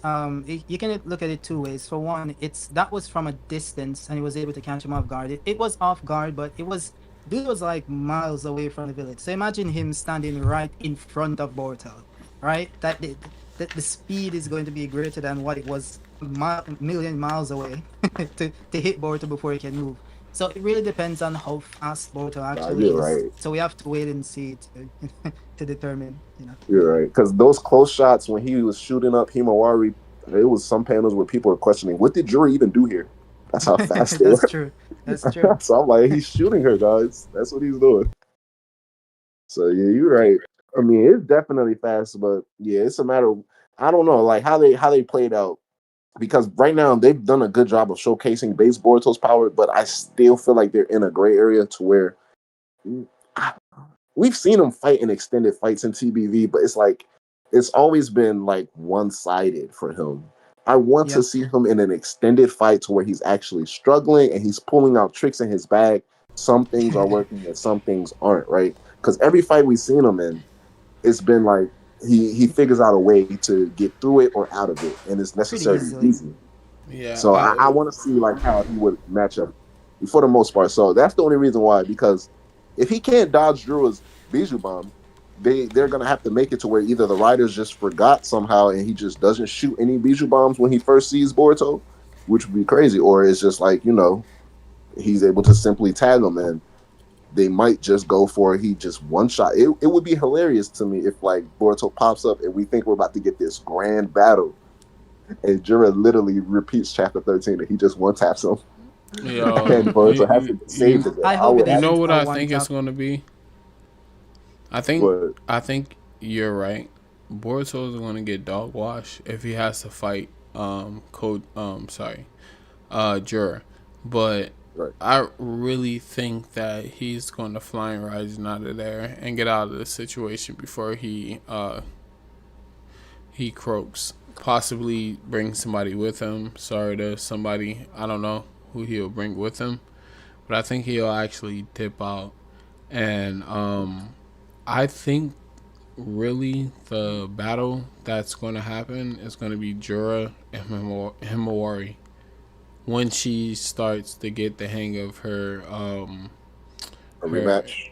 not just her rematch, just when she starts to get like a hold of her power with Kurama, because he says something about an affinity and like she's like the most compatible of the tail beasts. Yeah. So we don't know exactly what her ceiling is when it comes to power. She may not have one. So I think I think wholeheartedly it's going to end up with Jura and Himawari. I think we're going to get this battle, and I think like you guys said, Boruto is going to get washed, but I think it's going to end off in a cliffhanger, and we're going to go to something else. Actually would love something like that, Jura versus Himo. I don't think it's gonna happen within this current predicament though, but No, not like a this, not potential this chapter rematch. at all. No, no, no. Like later on. Okay, yeah. So I think that should definitely be at least another big fight for Himawari and Jura. Well, one of the things we talked about a little bit earlier was the possibility that Kashin Koji is kind of like a fact at this particular point was essentially putting characters in positions to kind of like unlock their true potential. Do you think he could probably be doing that to Boruto with his Jogan? I'd make that specific. I think Boruto's just not listening right now. He wants to, but he's not listening. But And I again, think that You mean Kashin no, I was gonna Koji? I give Yeah, so I get where you're coming from, but I think one of the things that we've kind of been seeing is that Kasha Code has kind of been like manipulating certain situations to like kind of get his achieved outcome. It could be a situation where he manipulated Boruto into thinking that he can't necessarily beat Juro, so he needs to tap into something else. And hypothetically, if you guys are right, that Boruto would 100% run towards his friends. Hypothetically, if Juro starts attacking him, Kashin Koji probably seen that as well, and this could be like a way for Boruto to kind of like tap into that Jogan. I I wouldn't don't think rule it so. out. I wouldn't rule it out as far as like uh, Ashikoji manipulating Boruto. Because earlier, one of the things I said prior to like Sarada's Mangekyo, I thought that Kashin Koji was alluding to the fact of like getting Boruto to think a certain way prior to having him show up to the battlefield. So like essentially he had to meet certain conditions. So Kashin Koji would have to manipulate him, like you said, Bara, in a certain way in order to get either something to happen, either Boruto in a certain mind state or privy to certain information due to Kashikoji's manipulation before he would allow him to go to the battlefield. So yeah, he would make him think this, that, and the third, gaslighting him in order to know, okay, he organically, like out of his own feelings, rushed to the battlefield. Maybe it's a future where Boruto somehow acts differently if he follows Kashikoji's orders. Because if Kashikoji would have said, go to the battlefield and help Team 7, and Team Shinki, Boruto would have helped them and follow his orders without hesitation. So maybe Kasha Koji had to get him riled up to a certain way before he went to the battlefield. So I agree with you in that notion Yeah, it for the could be, most part, could be. connecting it, especially with these future events. Now that we know that Jura has popped up for sure, and it's an inevitable confrontation between the two. It could be. Well, independently, one of the things that kind of got me thinking about the Jogan was Boruto's ability to kind of see time space ninjutsu. If you recall, like Urashiki made a kind of like a thing or a big problem once he fight when he fought against Boruto, that he essentially just time space ninjutsu at any specific spot, and Boruto was able to actually see, or I had the precognition of actually seeing where Urushika would actually open up a portal and where he kind of would appear. One of the problems that we already see in this particular arc is that the Shinju, they're essentially able to go in between claw grinds to and fro. And if Boruto has the Jogan to kind of see exactly where everyone is, or have the the forethought to actually see exactly where, like, hypothetically Jiro wants to go, I think that could be helpful. So that's probably one of the abilities I kind of thought the Jogan would kind of be helpful in this scenarios.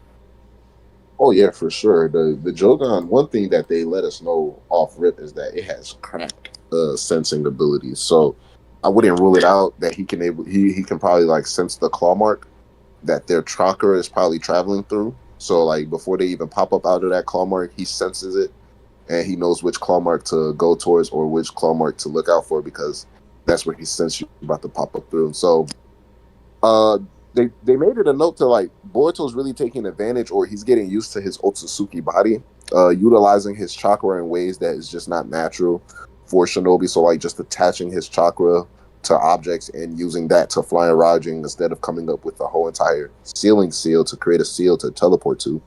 He's just attaching his chakra to things. He's able to sense. It's always been since they were kids. He's able to sense Kawaki in ways that other people can't sense him, even when he's cutting off his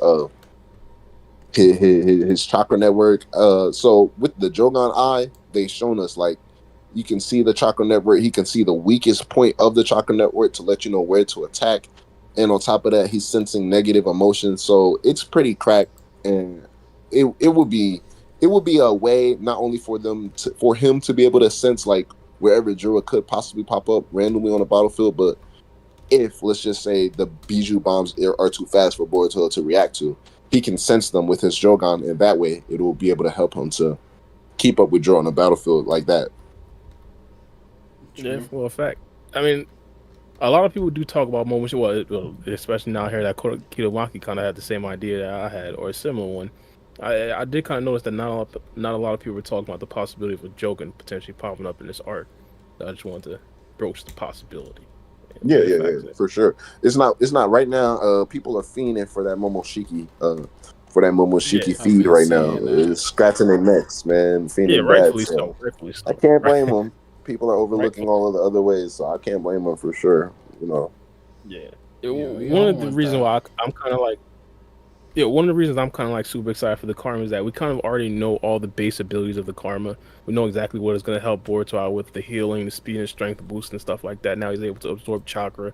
So like, we kind of have like an already given playbook, so we can kind of already imagine what Boruto is going to look like with the Karma still, let alone if Momoshiki actually takes over Boruto's body. Like, oh, come on, that'd be crazy. Man, I Yeah, want Boruto pop facts. up doing giant Rasengans. I want to see him throw a giant Rasengan at Jura's dome, bro. I ain't gonna lie to you. Like Oh, at this point, listen, like I want to turn up, man. Turn up, go maxed out. it, Let's see everything you can do with just you, and then boom, activate the karma. Because Boruto, he's already like naturally made it organic for us to believe like without these power ups, he's strong enough to compete in this tier. So like, I want to see him go full throttle, like full stretched out fight, and he has to pull out everything in his bag, and then boom, the we pro- see whatever activates, whether it be the karma or his Jogan.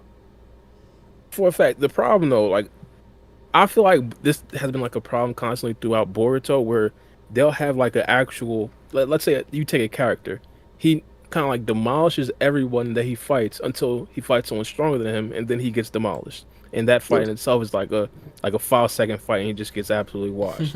And it never really gives the audience a good gauge of how strong that specific character is because he never really got like an actual drawn out fight. I think that's heavily possible with Boruto. How Boruto just like washed everybody, and now he's finally gonna fight like a good opponent, which is probably gonna be Jura.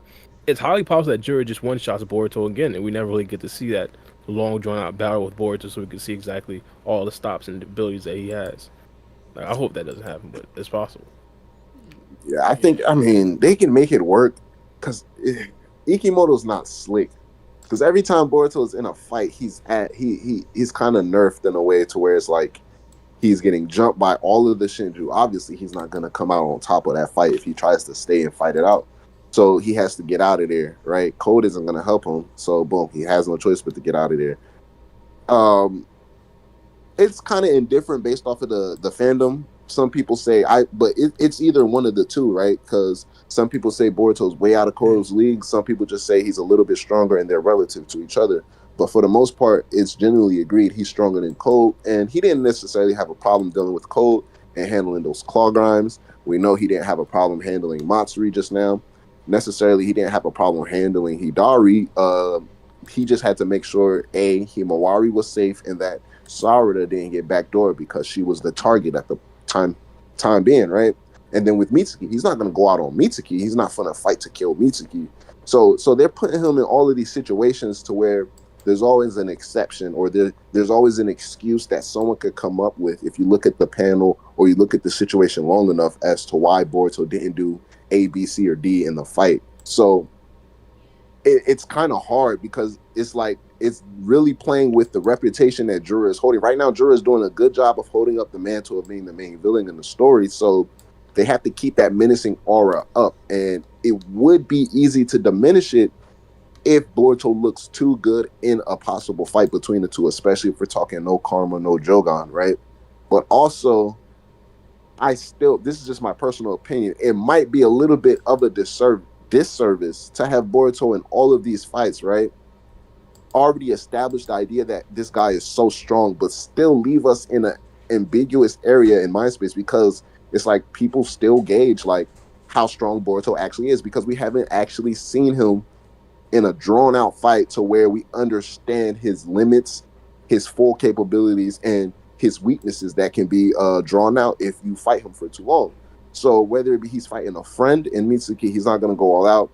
He's outclassing someone like Cole, whether it be with the hack jutsu of Uzuhiko, or he's just completely stronger than his claw grind. He's completely stronger than Matsuri and Hidari, right? So now it's like the only person left, obviously not Kawaki because he's limited now that we found out, and also he dog walked Kawaki, but the only person left would be Jura. So it's like it's really up in the air into how they approach it, and they have to Ikimoto. I say have to be really careful because going too much in favor of one side, whether it be like making Boruto look really good, then it's like, well, was Kashin Koji lying? Did he cap? Is Jura just not that strong? Is Boruto stronger than we anticipated? But if Jura simply just one taps him, then it's like, well, how do they beat this guy? And then people are going to start calling ass pull. They're going to be like, well, Kawaki and Boruto shouldn't be strong enough because he doing, So it's really hard, and I think it's good. It's a good type of hard pause. It's a good type of hard, but it's really hard. It's a hard place that Ikimoto and Kishimoto found themselves in right now. What if they do Yeah, like well, kind of like when they fought Momoshiki, or Jigen, where it could be like Boruto and Kawaki versus Jigen, and they barely make it out. Like they I would mean, have to escape with their lives. Yeah, they both know how to get like um travel through dimensions, so it wouldn't be far fetched. But that's the yeah. To thing, be though. honest, Like, yeah. well, no, I was about to say that's one of the ideas that I had, but I think that that would be contingent on if Kawaki actually does get his limiters removed. Because again, I Yeah. think unfortunately, like if Kawaki goes to the battlefield and he's kind of like forced to actually like fight alongside Boruto without his limiters, I think he might hold Boruto back in some regards. What if hypothetically they're actually equal, similar to like not even like actually equal, but just like a Naruto and Sasuke at that particular point, you can even could argue that they were equal. I think it would definitely be like a decent battle. But one of the things I would say is I think Kashin Koji would have probably saw that potential future, and he'd have probably said it. But because he didn't necessarily say it, I don't necessarily think that's probably going to go down. Like, it kind of gives me a little bit of doubt. But one thing I would say is it it's possible that he's seen that possibility, but it's like a slim possibility. So like hypothetically, if Boruto goes to the battlefield right now, Kajin Koji might see possibilities where Kawaki does pull up to the battlefield, and when he doesn't, and all the possibilities that he doesn't pull up to the battlefield, Boruto ends up dying, and he just never wants to take that chance. So yeah, I could definitely see that, but I think he 100% needs to get his limiters removed first. I think that's tricky even still, whether it be like limited or unlimited Kawakis, all because we know he's gonna fight. He's gonna fight with his karma, and we know Boruto can't use his karma. So it's not even gonna be the traditional Boruto and Kawaki jumping on Jura, because now it's like Momoshiki's definitely gonna pop out, or at least Boruto might just fly off like he did last time because he can't I, control his karma. it depends. Like, what if he could actually do some hack stuff with his dojutsu now, and don't really have to use the karma seal? Like, we've seen Kawaki like partly activate his karma seal before, not fully activated, and it doesn't necessarily affect Boruto. So like like Boruto knows he has his Jogan right now, but we just don't know that he has it. Is that what you're saying? Something like that? Like No. Like there's times where Kawaki himself will use his dojutsu, or Kawaki. Okay. Without the I karma think seal. Okay. Yeah, but even with the karma, sometimes he'll like absorb chakra and just activate the karma seal on his hand and not necessarily all over his body. And Boruto, in those situations, isn't necessarily affected. Like the karma seal wouldn't necessarily resonate in situations like that or in scenes like that. But hypothetically, I think there's a good possibility that without the limiters, Kawaki just spams his dojutsu and doesn't really use his karma seal because he understands the situation that he's in. And it's possible that if the limiters are removed, his dojutsu might actually be like even stronger than what Ishiki Otsutsuki was presenting with back in the day. How would he? It's hard. Yeah, I see what I want to say regarding that is, there was dialogue between Kawaki and Boruto when he expressed to Kawaki when Kawaki released his karma seal and he like got out of there. He didn't necessarily say that Momoshiki took over his body. He said he had the same feeling as the times that Momoshiki took over his body. So that doesn't necessarily mean Momoshiki can still take over his body willingly, but that's just speculation from what we've read so far. Yeah, true. My idea, it's highly possible that Kashin Koji told Boruto that specific thing, that it's possible, and I think that kind of adds to his anxiety where Kashin Koji does tell him a potential future Momoshiki taking over. I think Kashin Koji might be like kind of pushing him to like upgrade his base form and not rely on the karma seal, because once he actually does use the karma seal, then he gets that much stronger. It could be Kashin Koji manipulating Boruto again, man. I don't know. That would be like bringing it back to Mount Nyaboku when they was trying to get Naruto to not rely on a Kurama. So, I mean, I can see that happening. I mean, it's basically essentially what's already been happening, because it's like Boruto's trained his body up to the point where he knows how to fly without the karma seal. Mm-hmm. He can mask his chakra. It's like he's doing all of these karma seal abilities without the karma seal. He's full of Sushi. They all have that ability.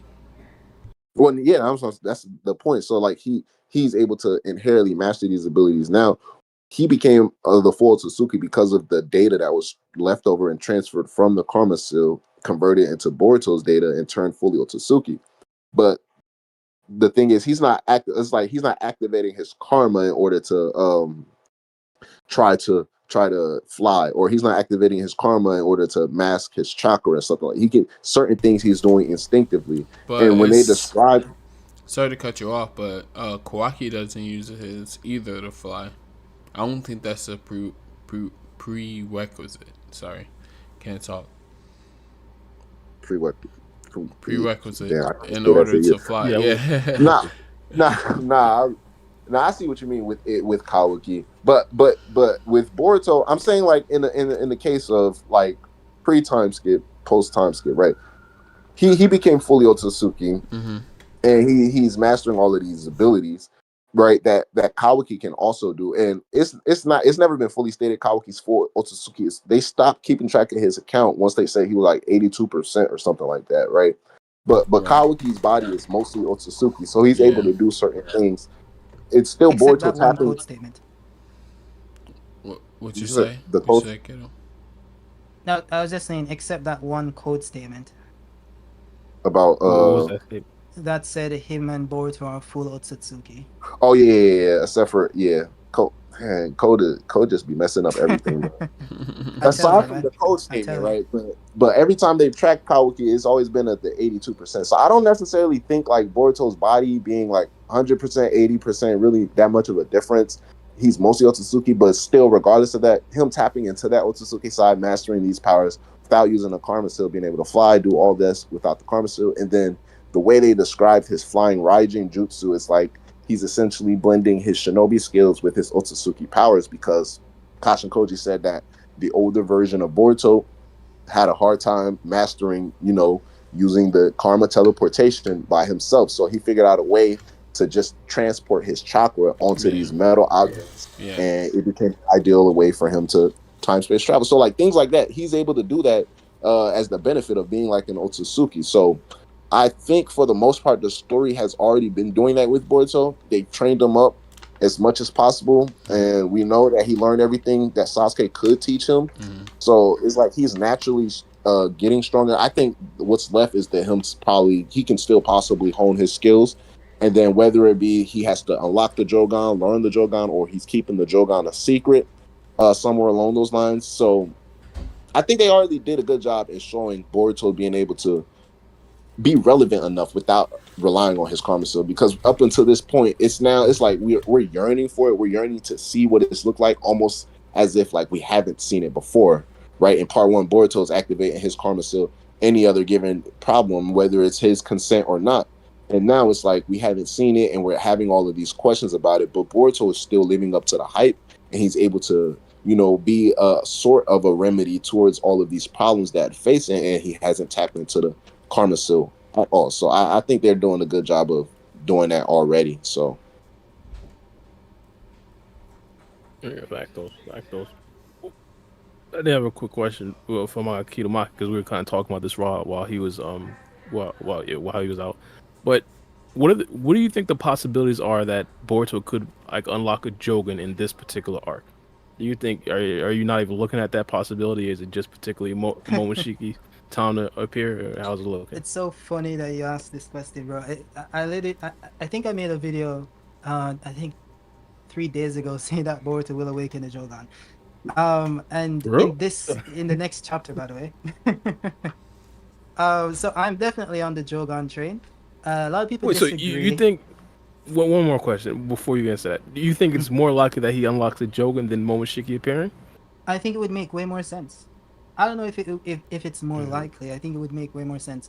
I mentioned it earlier, but it goes into a proportionality, right? I feel like this has been foreshadowed for so long, right? This inevitable fate of Boruto dying. yeah, So, for Boruto to survive this event, it has to be the thing that allows him to survive has to be equal in proportionality to forgive. Oh, very good. Equal in proportionality to the entire, destiny stuff that he's fated to die and stuff, right? So Momoshiki popping up and giving him some power boost, that just seems anticlimactic. Seems like Kashin Koji should have been able to see that happening. Why is it that this is inevitable that Boruto will die when Momoshiki can just pop up and save him? Why is it inevitable that Boruto will die to Juro when Kawaki just needs to come with his limiters? If that is the case, Koji would have just said, "Yo, go get Kawaki to get his limiters, then we'll just go after Jura." But right. Kawaki getting his limiters seems like an afterthought. They aren't even focused. I don't know if you guys realize this. Is that they don't even care. They're like, "Oh yeah, go get your limiters removed, bro. We're just gonna do our stuff over here." They're not like trying to force him and force Amado to get his. They don't even care, bro. So it's like they have it already that Kawaki getting his limiters removed is a non like is issue. Like it's not gonna affect anything at this point. It's not gonna affect the outcome of Boruto dying to Juro. So they don't even care about it. Um, so I feel like the Shogun, been hyped up since episode one as the star of hope, the eye that will help Boruto to fight against destiny. Like they legit said this, okay? I'm not making this up. So when they have like these grandiose, uh, uh, uh, d- uh, prowess, applied to what the Jogan can accomplish, it just it just makes sense for the Jogan to appear at this point and just save. I know, and someone mentioned this in the comments. I think it's Samuel. I know if Samuel is in chat, but he's really smart. Okay, smart guy. He pointed out that it kind of comes off as plot convenience, Deus ex machina, something that comes out and just saves the main character. And that is true, by the way. If the Jogan comes out, a lot of people are going to say that, to be honest. I know. But I feel like it still makes sense for it to happen because it has been back. It's not even going to be like, oh, it just comes out of nowhere. No, they've been foreshadowing this multiple times in the anime for years. But I think the biggest issue, I guess, with it is that it hasn't been foreshadowed in the manga much. I feel like if they laid the groundwork in the manga the same way like they did in the anime, it would make way more sense. Like if they did Mhm. this in the anime, I, I don't think anyone could say anything against it because the anime has foreshadowed this, hyped up the Jogan so much. But Right. then the manga, they just showed it once in chapter 1, and everyone still has their opinions of whether it even was the Jogan. So I guess it will feel like a bit of a plot convenience. But I do think it would make more sense for the Star of Hope to affect Boruto's ill-fated destiny to die. I think it just makes sense thematic wise. Nah, I get where you come you're right. Yeah. Well, one of the justifications you kind of had, or one of the reasons why you wouldn't necessarily think that the Momoshiki popping out would kind of be like a good thing is because Kashin Koji should have kind of seen that future. Could you apply that logic to the Jogan as well? Kashin Koji should Yeah, have kind of accounted for the Jogan. that's the thing. The funny thing about the Jogan is that they could say anything. That's the thing about it. They could apply anything to this Jogan to explain why Kashin Koji couldn't factor in the Jogan into his analysis. Like they could just invent some anime, bullshit science, Can to explain I why it can I bypassed his prescience. possibly But like mention something possibly? sure, go ahead. Maybe because it's divine art, and like Yeah, for instance, like what's her name? Ada. Ada. Sorry, it was right there. Oh, Ada. Her ability doesn't work on Osusis, but then you have Damon who it does work on. So it's a possibility that it possibly doesn't work on a Jogan as far as like Kashin Koji's ability, as far as seeing the multiple futures. Maybe he's not able to equate like I'm sorry, he's not able to equate like Osusi type things. Maybe that's why he hasn't rung up Momoshiki as well. yeah, I yeah, see that. That's that's a possible. What that's you a think? possibility. I mean, the karma is divine arts as well. It's a shinjutsu. Well, So you could apply the same logic of the Jogan towards it for sure. Yeah, So yeah. what were you saying? Okay, Maki, I think you were kind of saying something before FREEGAME. I got a point too. What was I saying? I We don't were remember, talking to about be the honest. I think it was Jogan. That's completely why I blank. had cut you off in this exact question. You said maybe he didn't factor in the Jogan or something like that, like Kashin Koji. You were talking about Kashin Yeah, Koji. I think you expounded on it. I was referring to the Yotsutsuki nature of it. Like maybe it's some divine ability that Okay. can't be perceived or something. I read your So they mind. could just Got you. invent pretty much any anime bullshit science. They could explain that away. So it depends on what they want to do. Oh, yeah, I kind of had that same idea, but the same thing with Momoshiki. I thought it's Mm-hmm. possible that he doesn't necessarily count for Momoshiki being a singularity because he doesn't necessarily know that Momoshiki can actually read Boruto's thoughts. So he isn't necessarily accounting for Momoshiki to kind of like be a Mm-hmm. difference in this particular arc. Yeah. Although I don't. Although I agree, and the reason why I agree because I did find it interesting. We've already seen Boruto get knocked unconscious already by Jura, and Momoshiki mm, didn't show up.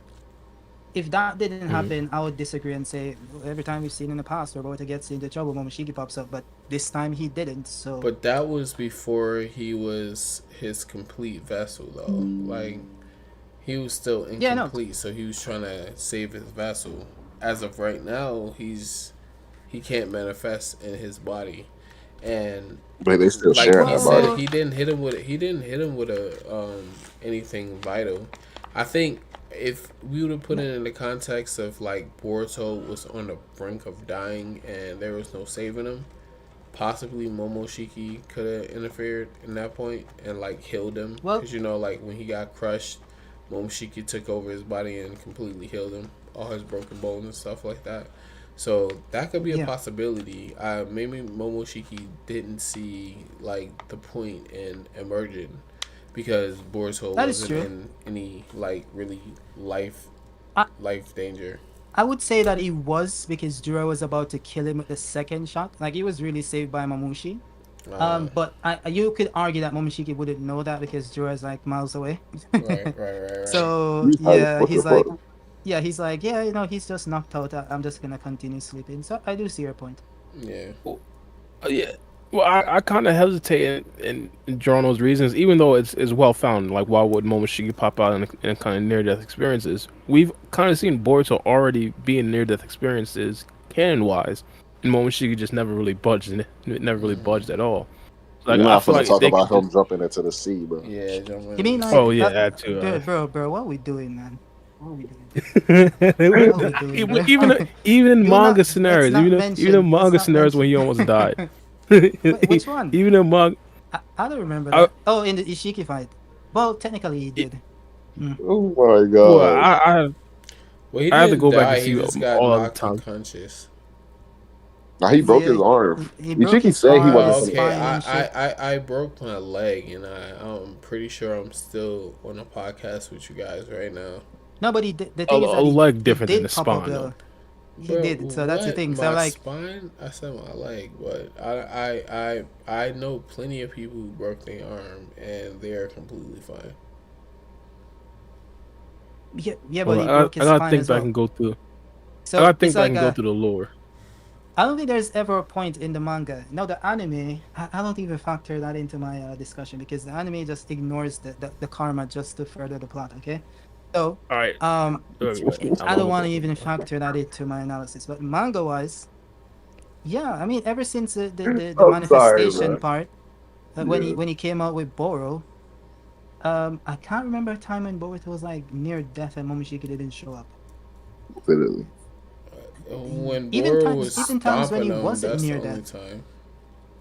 But I No, mean, he if popped Momoshiki you're up pulled getting up in that time. stomped on, he I'm popped up pretty in the sure you're Ishiki near fight and death. in the Code fight.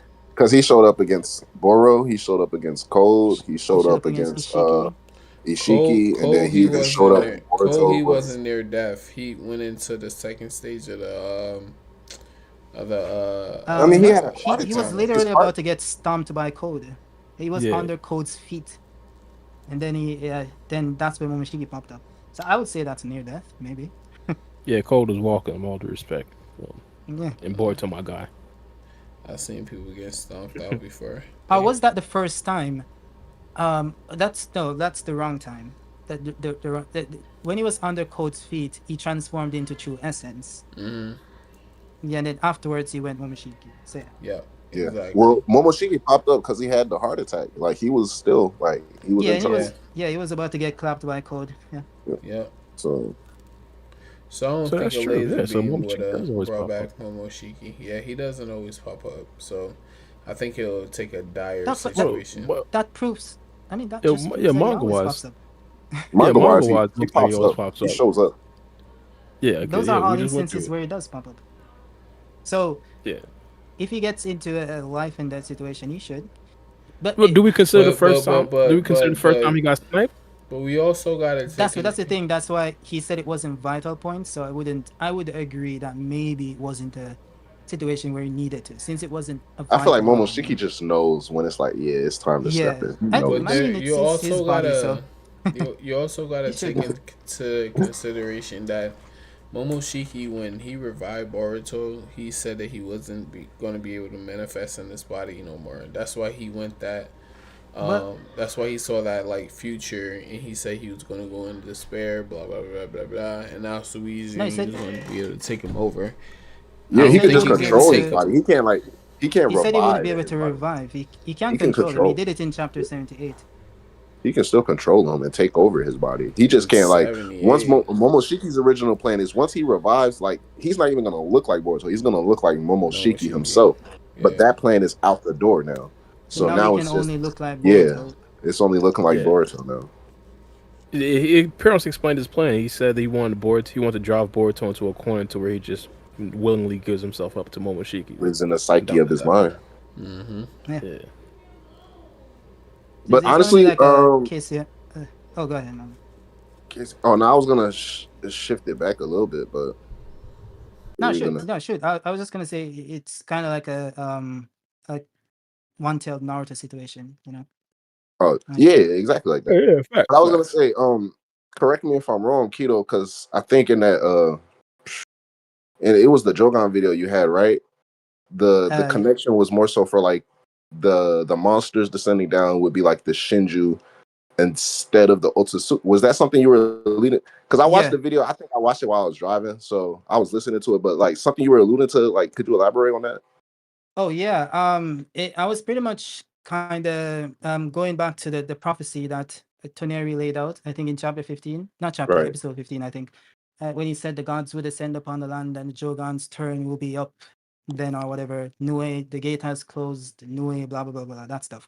It was like it went back to when Urashiki descended upon the moon, and he's Mhm.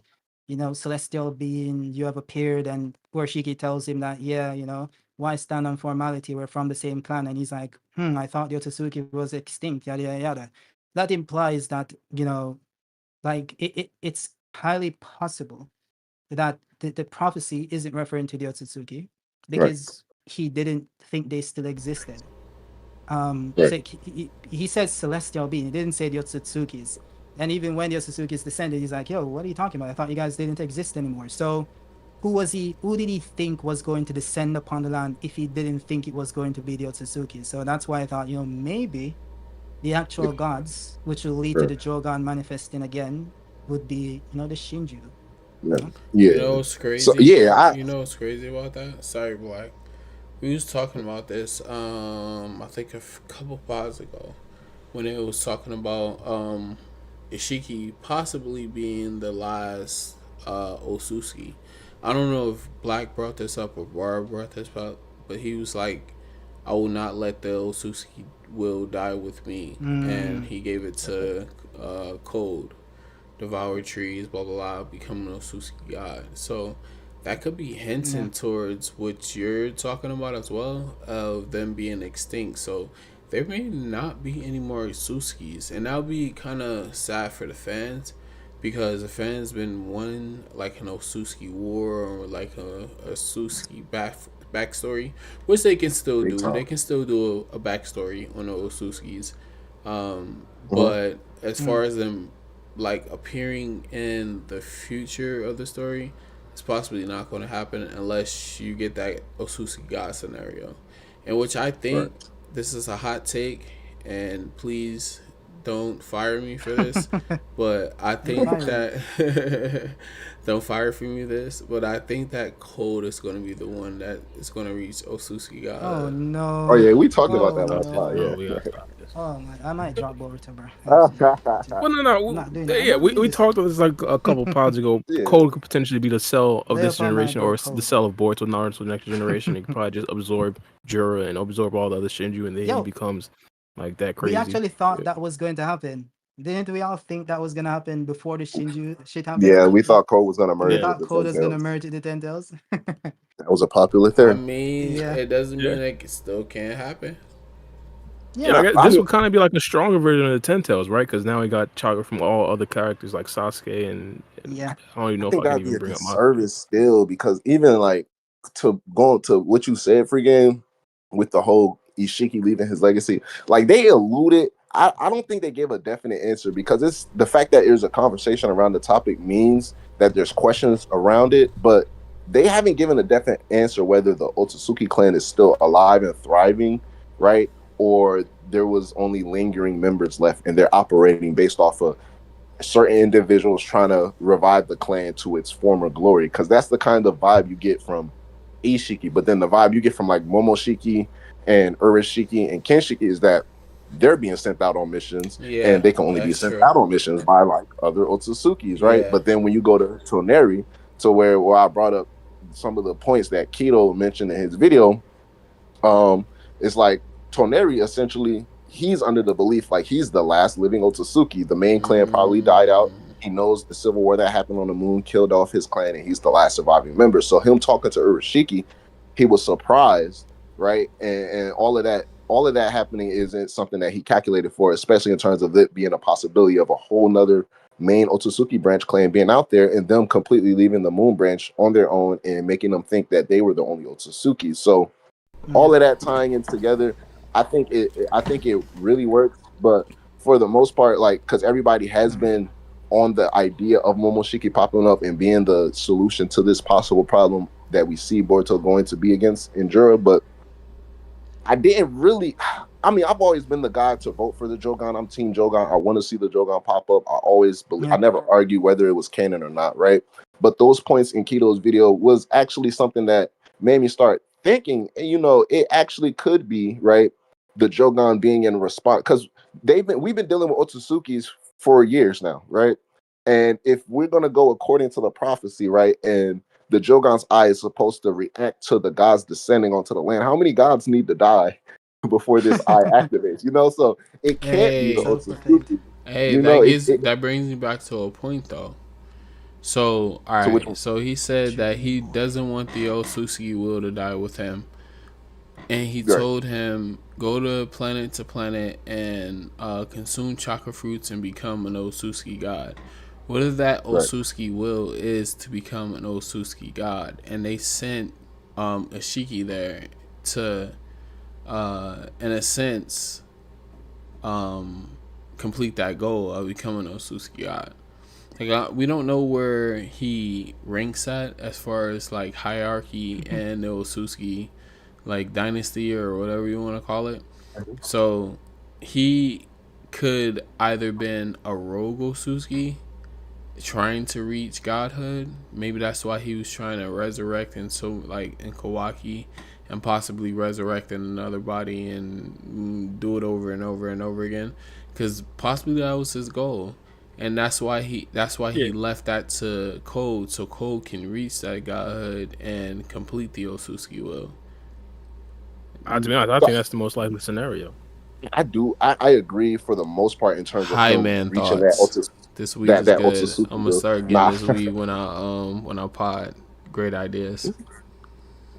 but look, but when it comes to Ishiki and Momoshiki, because I'm pretty sure like if both had the opportunity and they both kind of alluded to with statements in the story that they were going to feed each other to the Tentels. So like Ishiki was surprised that Momoshiki left the vessel, but also pleased because now, boom, I can feed Momoshiki's vessel to the Tentels, right?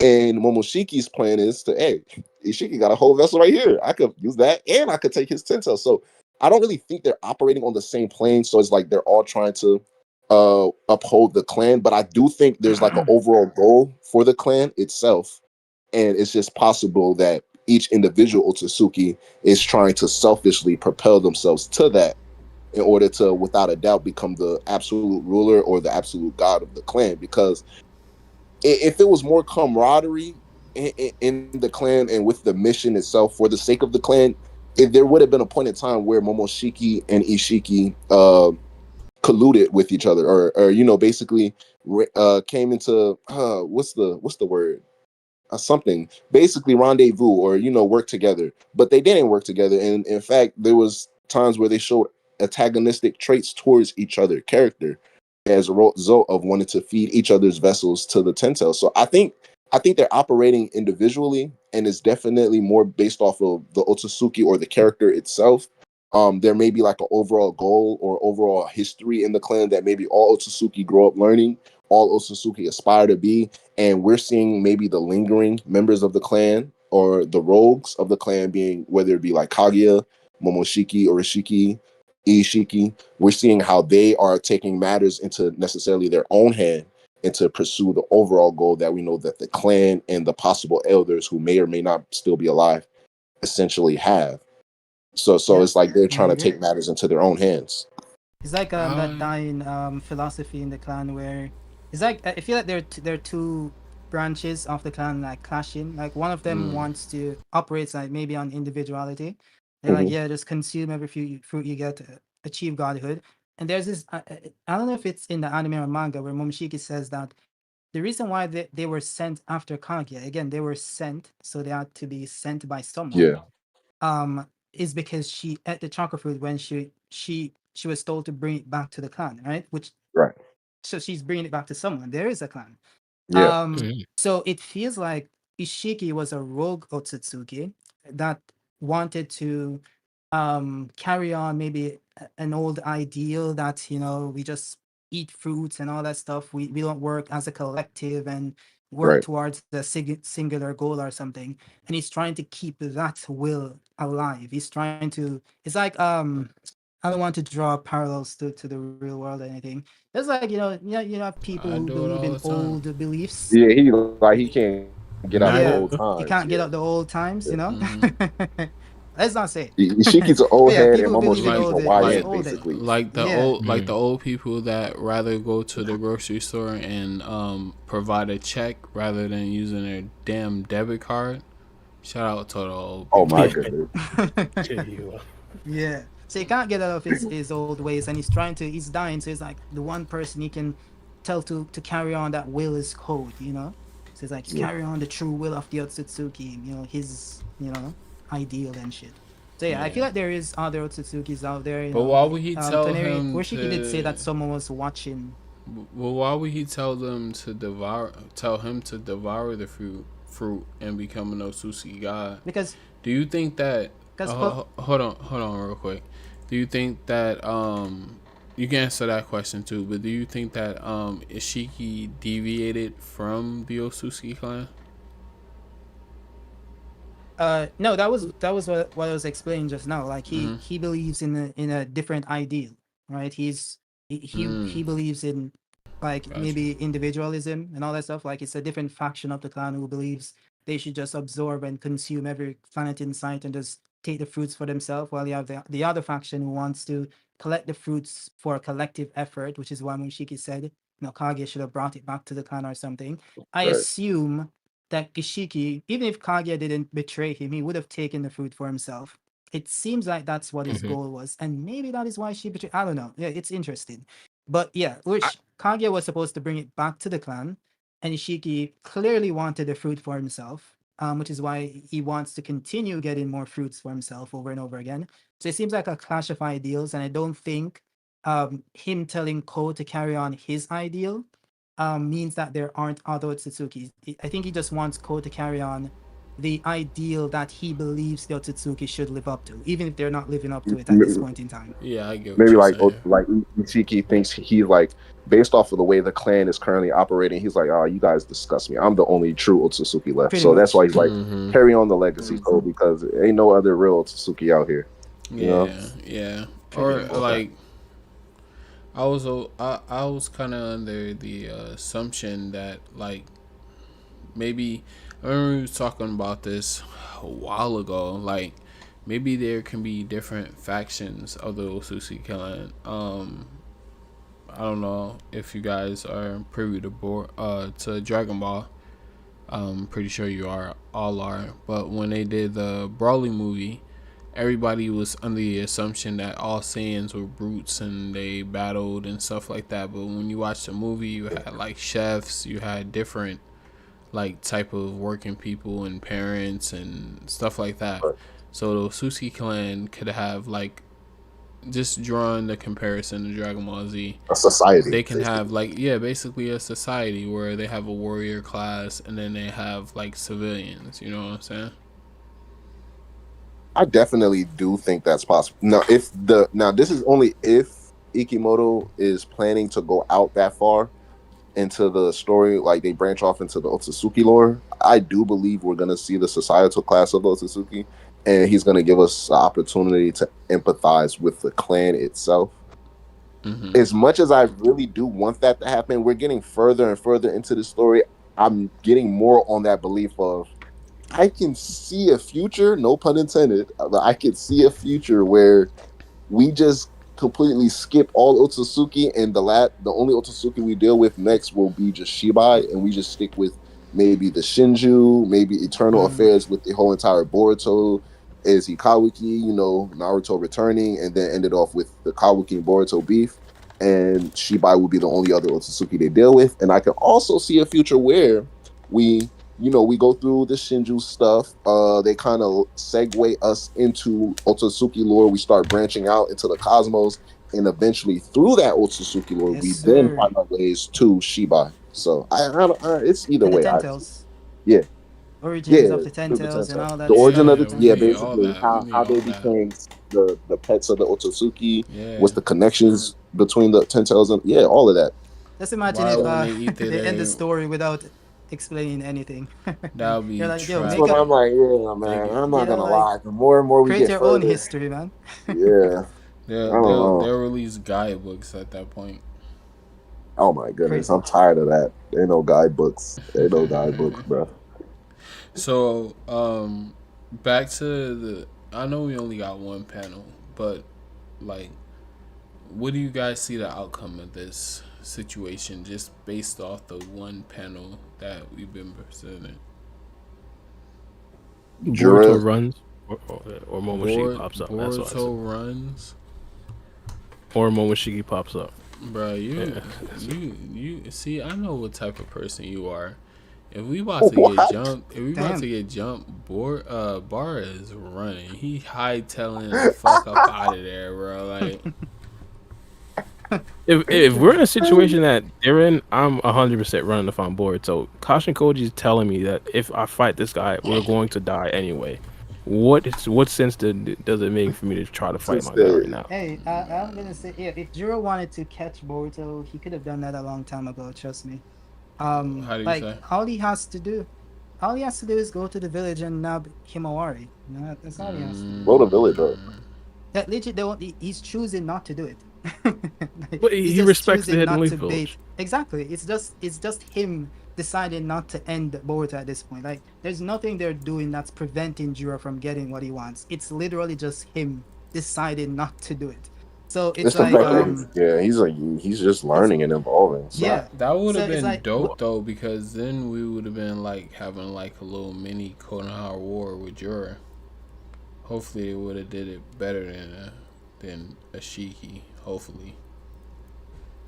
they're doing. I think they're doing Konoha a great war, job with Jura. bro. They There just won't be gotta a war, bro. Trust me.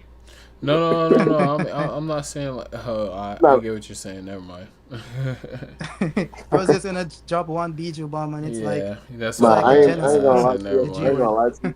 I ain't gonna lie to you. I'm pretty sure I already said this before, bro. But like, I'm gonna be ignorant as ignorant can be when it comes to this stance. But I'm telling y'all, man, until I see Damon get put on his back by Oh my another goodness. character in the story, Jura, he's hiding. He's hiding from the Hidden Leaf for a reason. He Hey, don't want no I have parts to respect of it. hey, Damon, I bro. have to respect it. I've said this a long time, bro. Like I don't know. I don't know. It's 50-50. I I don't know. I think Ikimoto knows himself. He's like, he wrote himself into a damn near like another Madara situation. He's like, well, how do I get out of this? He done already established Damon and how his abilities work, and now he brought all of these statements along with But that's the Jura, and thing. He hasn't established Damon's abilities at all. It's like it's still confusing. and It's that like too. at this point, I feel like it's intentional. Like, bro, will it's like I'm being gaslit. You know, like when you see someone do something and you're like, bro, I saw you do it, and you're like, no, I didn't do it, bro. I'm literally looking at you doing it right now. You're telling me that you're not doing it, and it's like what is it is in chapter 60, whatever it is. He has like Damon reflecting without touching someone, and then he's like, oh, Damon needs to touch to reflect, and then I'm looking at the panel. I'm like, bro, I'm literally looking at the dude reflecting without touching. What are you telling me? And everyone is like, yo, He does it maybe. You so gotta many see times like that Yeah, that. in and He does it anime though. then people in the comments they're like, oh well, maybe he did it off panel. I'm like, bro, well, damn, bro. Well, if he did it off panel, what can I say? He just wasn't shown. It's Nah, like, and then they do We, it we again gotta in the see in in the in the anime. Kawaki scene. But they did it again in the in the Kawaki anime scene they when did he's it on like the that too. couch and he's sitting there and Kawaki thinks to like punch him or something and it reflects. and we look at the panel before, Damon's hand is behind the couch. Ada's hair is on the inside of the couch. It's not even on the outside, it's on the inside. They Yeah. show the panel. He doesn't move his hand. And in the next panel after he reflects the attack, his hand is literally still behind the couch. I'm like, bro, I'm literally seeing dude not touch anyone. And again, people are telling me, no, bro, he touched her quickly off panel. I'm like, bro, well, Nah. damn, bro. What am I gonna say? I Every think time I I Maybe think see that this dude do the 80 something that maybe they said he can't do, you're gonna say it's done off panel. Like, what am I gonna do? maybe no, I I, don't know. maybe I the Ada thing, like I mean maybe the instance where he like saw Kawaki and Boruto, maybe it doesn't have to do anything like subconsciously. Like maybe that's something that's an automatic trigger.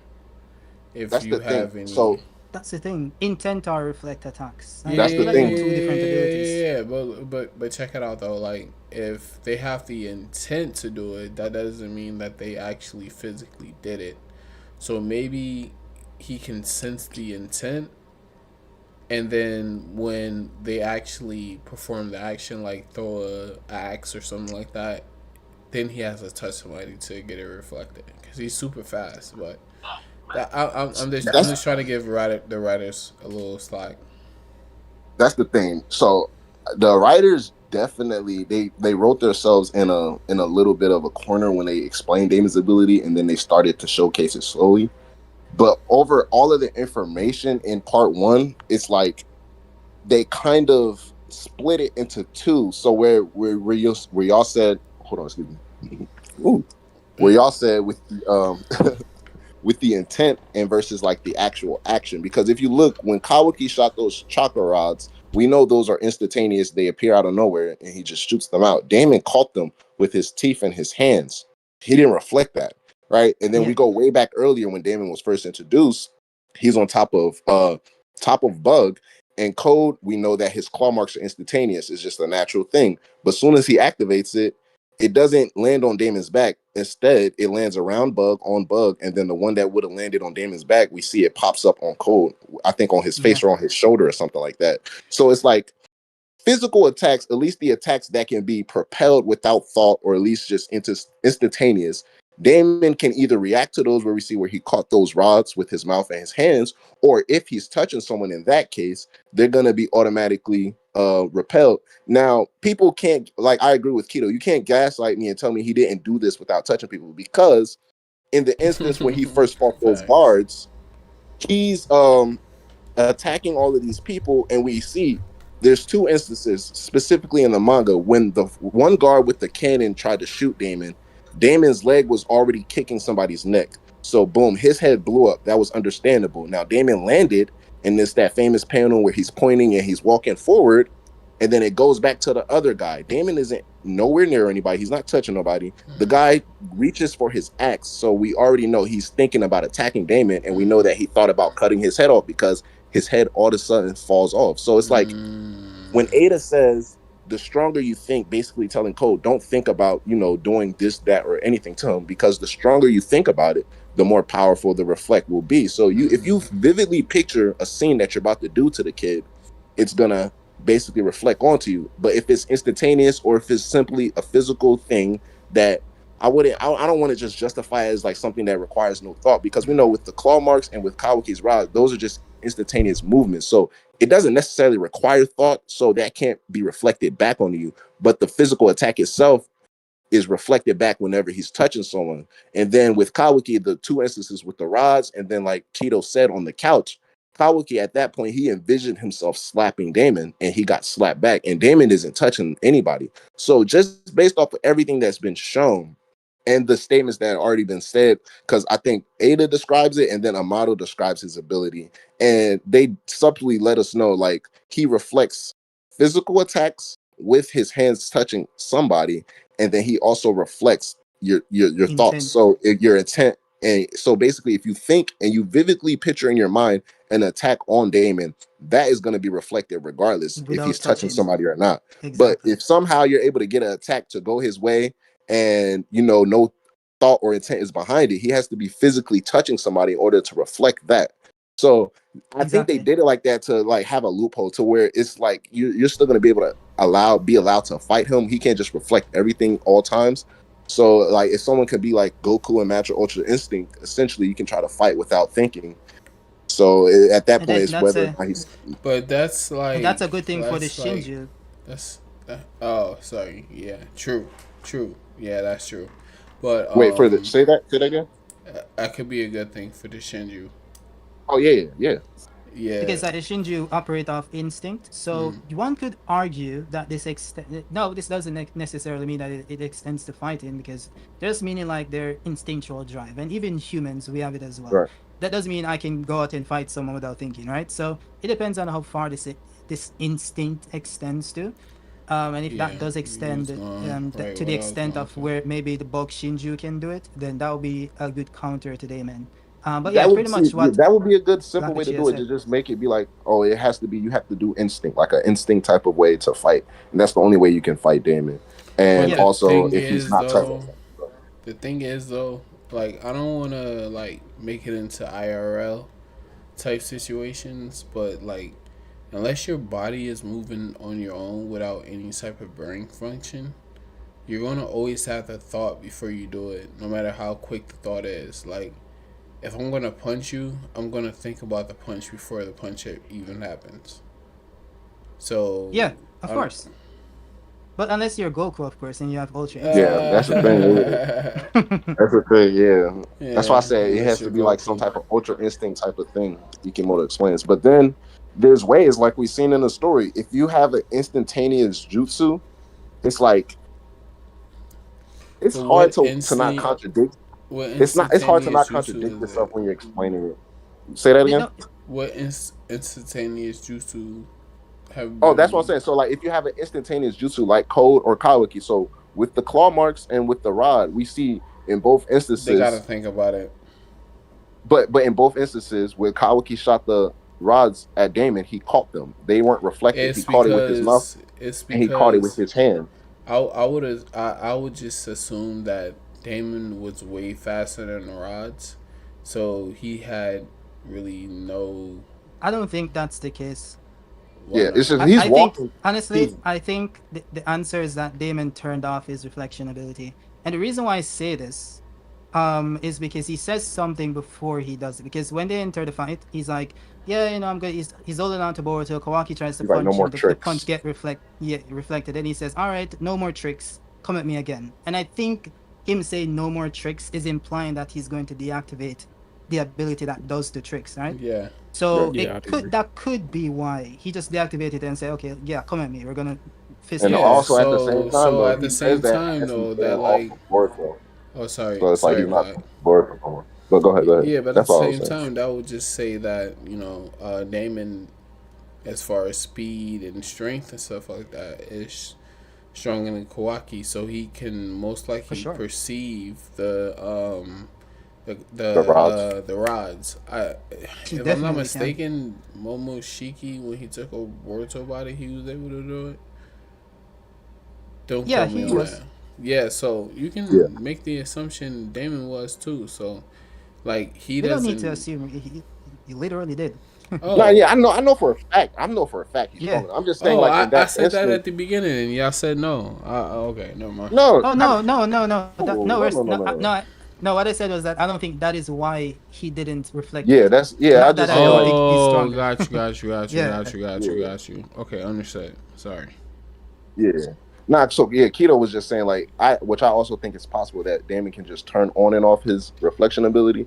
But my Mm-hmm. whole stance was that simply because in that moment and because of the way we know those chakra rods work, it kind of checks off a small list of exceptions to where like that attack can get off onto Damon because and if he's not physically touching someone at the time, he would have to physically like either dodge it or block it, which we see he just caught the rods with his hands and mouth. So my whole grand point, like my whole grand stance on his abilities is essentially physical attacks that can get off instantaneously. So like the claw marks and the chakra rods. And for instance, let's say Ikimoto introduces an ability to use instincts and ultra instincts just because he has to find a way for someone to fight Damon. But physical attacks that can get off instantly, have a chance of hitting Damon as long as he's not touching someone.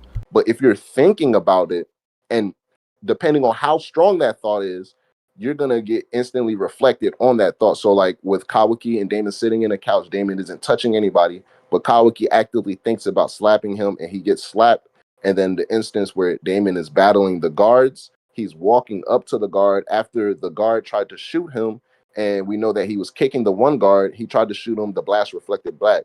But now he's just walking straight towards the guard. The guard looks at him, and we know that he reaches for his axe and his head suddenly falls off. So that tells us he thought about vividly cutting off Damon's head. And Damon isn't touching anybody at that point in time, but his head still gets cut off. So I think he reflects thoughts separately than how he reflects anything that's Attacks. physical. Yeah. I also think if you put it this way, put it this way. Let's say we have Vegeta, you know, in the Buu fight when he did the explosion stuff and he blew up himself. Put it this way: if Damon is in, if we have Damon versus Vegeta, and Damon isn't touching anyone, and Vegeta just does the attack and doesn't think about blowing up Damon, he just thinks about blowing up himself. Yeah. Damon is just in the vicinity, Damon will get hit by it because Definitely. he isn't thinking about attacking Damon specifically. He's just doing an attack. Because Damon doesn't have anyone to touch, he can't reflect the general attack, right? So that portion of the ability wouldn't work. So I think in that instance, that's a way to get around the ability. You just can't have him touching anyone, and you also can't be thinking about attacking him directly at the same time. There's two requirements basically. Yeah, those two requirements are the best. But then also once you get past that, like you said, free game, this dude is fast and strong, bro. So like, he's fast and strong. So question. But hey, quick question. I'm still Team Damon versus Jorah, though. I'm Team Damon. Either way. Go Damon. Go ahead, Bar. Quick question. Yeah, Keto Market. Yeah. How much stronger do you think Damon got from part 1 to part 2, or do you think there wasn't any change? No change. I don't think there was a change. I think he's just that much stronger. Especially since we haven't seen his full power, because he said in chapter 80 that he didn't go all out versus who did he fight again? Cold. He fought Boruto and Cold, and he said he didn't use his full power. Yes. So it's like we didn't even see his full power. So it's like he was just toying with him. Literally, bro's definitely busted. I don't know. I get your push, but I think he has another ability that is either a sensing ability or like a teleporting ability. Bro, he just definitely has a sensing ability. You just brought up something that I was gonna mention. It was a point in Boruto. It wasn't two blue Vortex yet.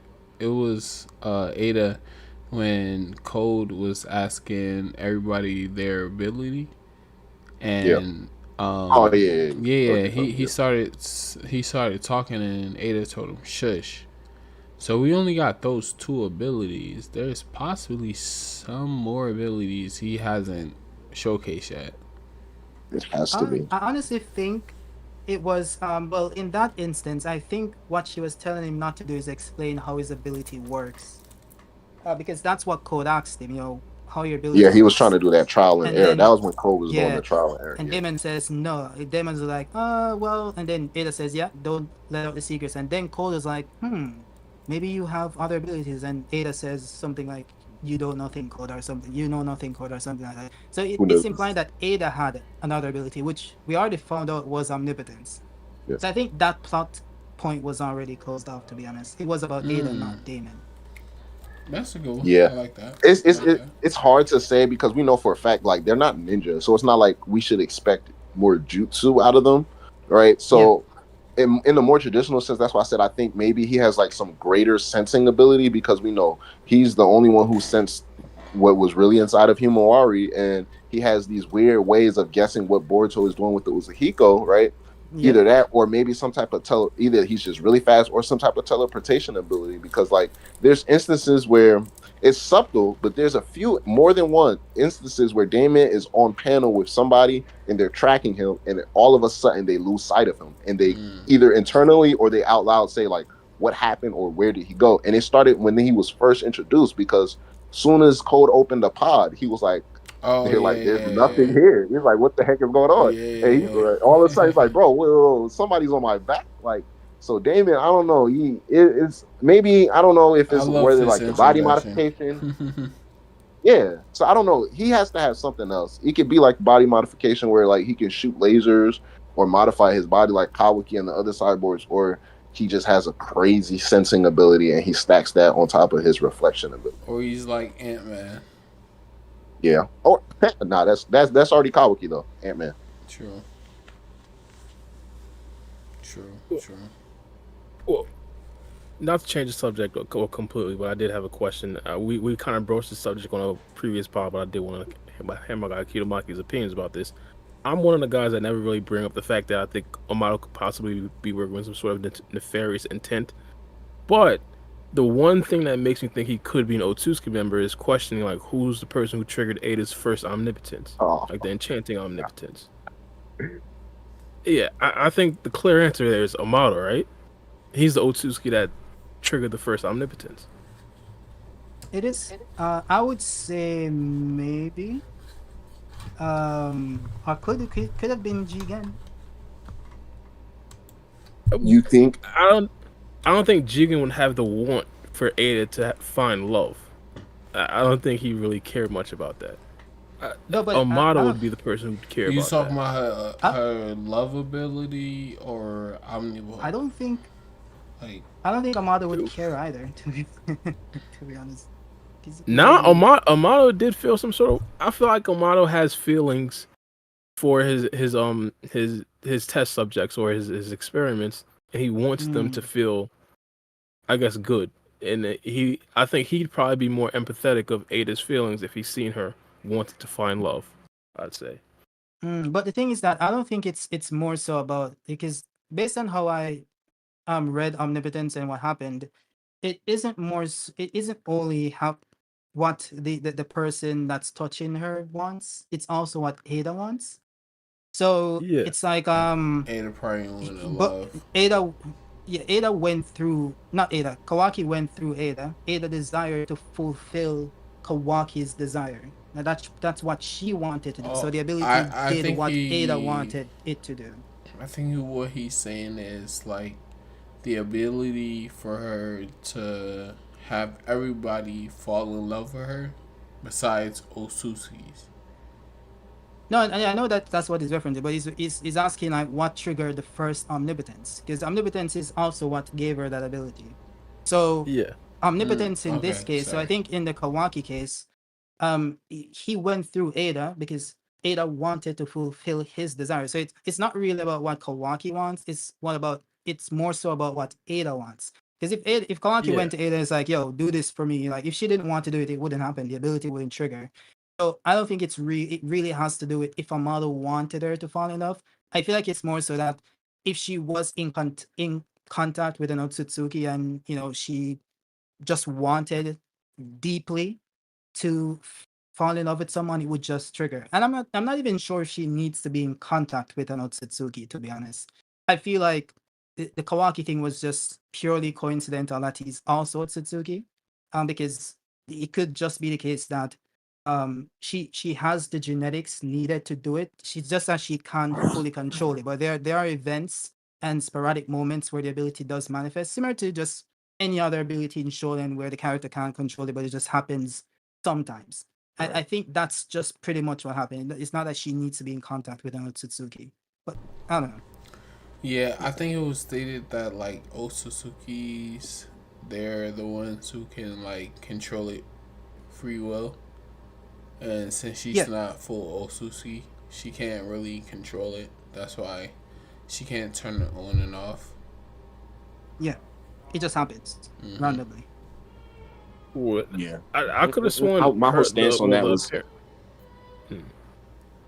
No, I was just gonna say my whole stance on that was like I didn't think Amato had enough empathy or could sympathize enough with Ada for him to even want her to fulfill that type of desire. But yeah, go ahead, Bar. No, I was about to say I could have sworn it was like the appearance of an Otsutsuki member there would probably like help or at least assist Ada into actually utilize the omnipotence. Yeah. So Momoshiki said that I think he's coming from more so of a pride standpoint, but his words, not verbatim, don't quote me, but he basically tells Boruto like, did you, in a condescending tone, he's like, did you really think an ordinary girl would be able to control the powers of a Otsutsuki. Basically saying like no ordinary girl could simply control that. So like she got a hold of something so grand that it's not gonna be as simple as like she has all this power, but she can't simply wield all of this power at her beck and call. Like she can't Exactly. utilize omnipotence freely and willingly. Right. But it still alludes to the fact that, you know, Momoshiki's saying basically she's not Otsutsuki, so she can't control it, you know? Yeah, So because it's like if it it's was at the fact, she would like turned off her charm ability, so she Yeah, it would could have been able, yeah, it find would have been possible for her to like turn it's on.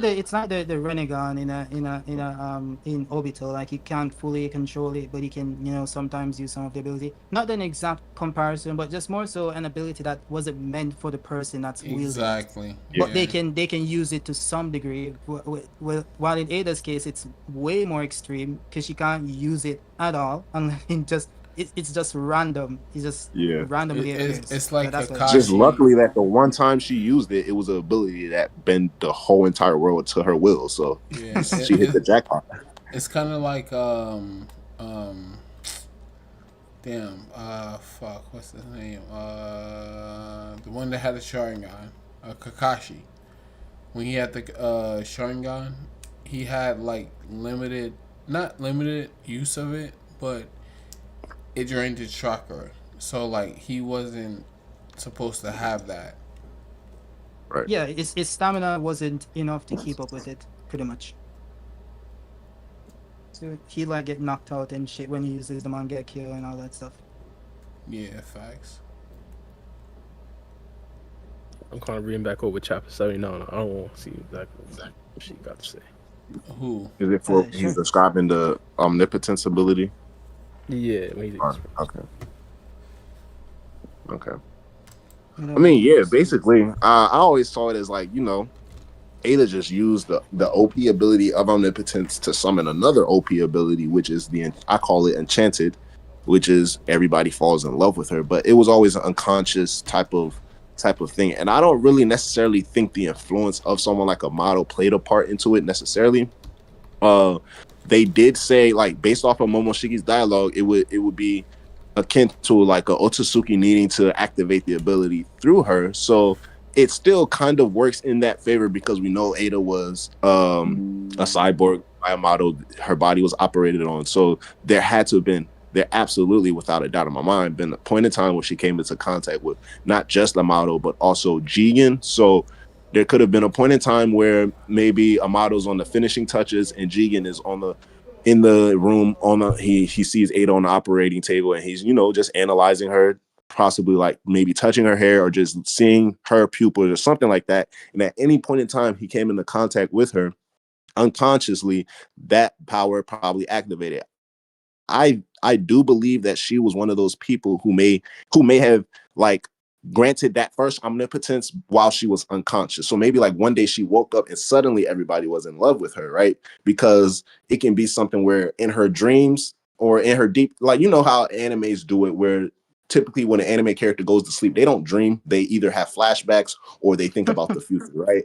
So Yeah. in Boruto's case, when he got knocked out, he wasn't dreaming. He was thinking about the flashback that he had with Kashin Koji. So in Ada's case, it can be like a flashback of maybe her life, of maybe the real reason of why she always grew up desiring love and valuing relationships and friendship. And a byproduct of that, omnipotence activated and your head said, hey, you know what, Shorty? Everybody in the world is going to love you because the omnipotence got hit with that flashback no jutsu, and it felt bad for Ada. Tragic. Mm. Yeah, it could have happened. Yeah. It's a tragic. Tragic for real. Yeah. So I guess one of the quotes that I kind of seen that kind of influenced me to believe that maybe Kawaki's the person who did the omnipotence, or he at least assisted. Momoshiki says he went through Ada and invoked omnipotence to cause you and him to switch positions. So I guess that kind of threw me off. But I guess it could kind of just be the fact that it's really Ada who did it, but she only did it because of what Kawaki wanted, and she loved him. Put it like that. Yeah, but it's essentially a byproduct of what Kawaki wanted, and this is her bringing it forth through her desiring whatever Kawaki wants. Yeah. I think like how I see it is that anybody could have done this. Like if it was like Naruto or let's say fucking like Sarada or Sumeri, I don't know. Like Right. if Ada really wanted to fulfill one of their desires and she had that connection, I don't know why she has this deep connection to Milwaukee, but anyways, if she has like a deep connection to like Sarada or one of those people, and they came up and they were like, please save me, Ada. Oh, my life is going whatever. And she could have just used omnipotence to save them as well, to switch the lives for them. I don't think the person that touches her has to be Otsutsuki for it to work. Alright. So I guess I go back to my I original agree. position. Amato is not an Otsutsuki member. He's just a stand-up father who wants to see his daughter again. Alright, so facts. You know, He's I Otto's can a- agree with you. I can I'll agree tell with you. y'all. I would agree with you. I think that his main goal is to bring back his daughter, but I think that the road that he's taken to get back his daughter is going to be like most likely the final threat. If we see a Otsutsuki in the like further in Imagine- the series. Akibi's Imagine gonna come back final and villain. back him up, bro. Final villain Akibi. Akibi I Otsutsuki. Thank you. mean, think about it though. Like they've been Oh my alluding to God. the character for a long time. Bro, I can't. In Naruto, I couldn't. I think it was Shippuden. They alluded to Madara for a long time. So I don't know. No, it wasn't. I can't let you get that off. It was a completely different light. It was I completely. think Shiba is a better comparison with Madara because they've been talking about Shiba for a little minute now, since that interrogation early. part And one. it's just in a different vein as well, right? How they speak about him, it just has a different connotation to it. If we're than being just, honest, I just gonna think save a daughter. if we're being honest, I think this could be looked at as like I'm not one of those people who think that Ikimoto is doing a whole 1-to-1 for Naruto and he's just changing it up. But I do believe if you want to, you can attach Shibai and Akibi to essentially like Madara and Kaguya, right? But it's kind of like both have different ways to where the roles are reversed. So I do think Shibai might be one of the main villains, but I did say on the pod before also that I think that Akibi Otsutsuki will come back and she will be a problem for everybody to deal with. And She has it can to be. be Bro, absolutely. it brings back So to it that could be like- movie. it could be like I was gonna Imagine say she like comes it could be back like and the she- gateway to Shibai. It brings Imagine back if she to comes back and she just gets married to like Konohamaru and lives a happy Stop life, it. Oh, Stop happily it. ever after. Stop Like it. that would be Stop it. so Stop it. anticlimactic, Stop bro. it. You ever seen I'm pretty sure, kiddo, you seen Blood Prison, right? Yeah. Bar is not a Naruto movie watcher, so I don't know if you want to mute yourself if you ever want to watch it in the Yeah, future. it's been Y'all like- can rock out. Yeah, It's been like 100 years, bro. Okay. He said, All right. Yeah. So basically, in that blood prison thing, the guard, his main focus was to revive his son doing this jutsu, and it was like this box that popped up or something like that, and he revived his son successfully, but it wasn't his son, and his son ended up like spearing him through the chest, and his son was pretty much evil at that point, and they had That to movie. kill him. Yo, that movie is so crazy because like people were surviving wounds that I don't think they should have been surviving. Facts. They were getting Like, burnt alive, bro. Facts. No, people were literally Yeah, like crazy. with a big like picture Inojin and just bigger, and they're like, Yeah. oh, it's just fine. I'll just move around. It's fine. Bro, Like, hey, why are we that's here? crazy. That is true. At the end of, I'm like, bro, he's still not dead. That is true. Stab right through the heart. Does not even through the heart. That his spine is severed. How are you Oh walking? yeah, true. Okay, what is happening here? Yeah, Bro, you gotta watch connected that through movie, chakra, bro. okay? It's a real good movie. Maybe you can Yeah. I might see if you can draw some Kiwi references from that. Maybe make a video. I don't know, some ideas. I might tap in. Yep. Also, I wanted to ask you guys, like, how do you think Sarada will survive the Mangekyo? There's plenty of ways. Let's be honest. I wanted to talk 21 with you anyways. We haven't had you in a while, but let's talk about your topic. Yeah, I think there's plenty of ways. First things first, I think it's possible that she could just get like a brand new dojutsu that's scientifically made. We talked about this before, like in like previous Oh spots of the my boards gosh. art, whereas like we've seen a bunch of scientific technology dojutsus that are actually super elite. Obviously, the main one we have to talk about is the Shinu Chia clones bootleg Mangekyo Sharingan. One of the reasons why I think that right there is kind of feasible is that we kind of seen already Mangekyo Sharingan users lose their Mangekyo Sharingan but still retain some of their abilities. So hypothetically, if she could actually retain some of her Mangekyo Sharingan abilities, especially of course the gravity thing, I forgot the actual name of it. But yeah, if she could retain that ability while also getting the telekinesis from the actual was it Shinichia Mangekyo Sharingan and also have the everlasting sight, I think that's just like a win-win. It'd be like a bootleg Eternal Mangekyo Sharingan like that. But also yeah, but also it's also possible. We talked about the possibility of her actually getting the Byakugo seal, and that in itself could essentially like solve her eyes kind of deteriorating. So she might not even need to like upgrade her current Mangekyo Sharingan, even though I think that'd be like a bummer. But yeah, I think yeah, there's a bunch of ways. Me, I think Sarda is built different.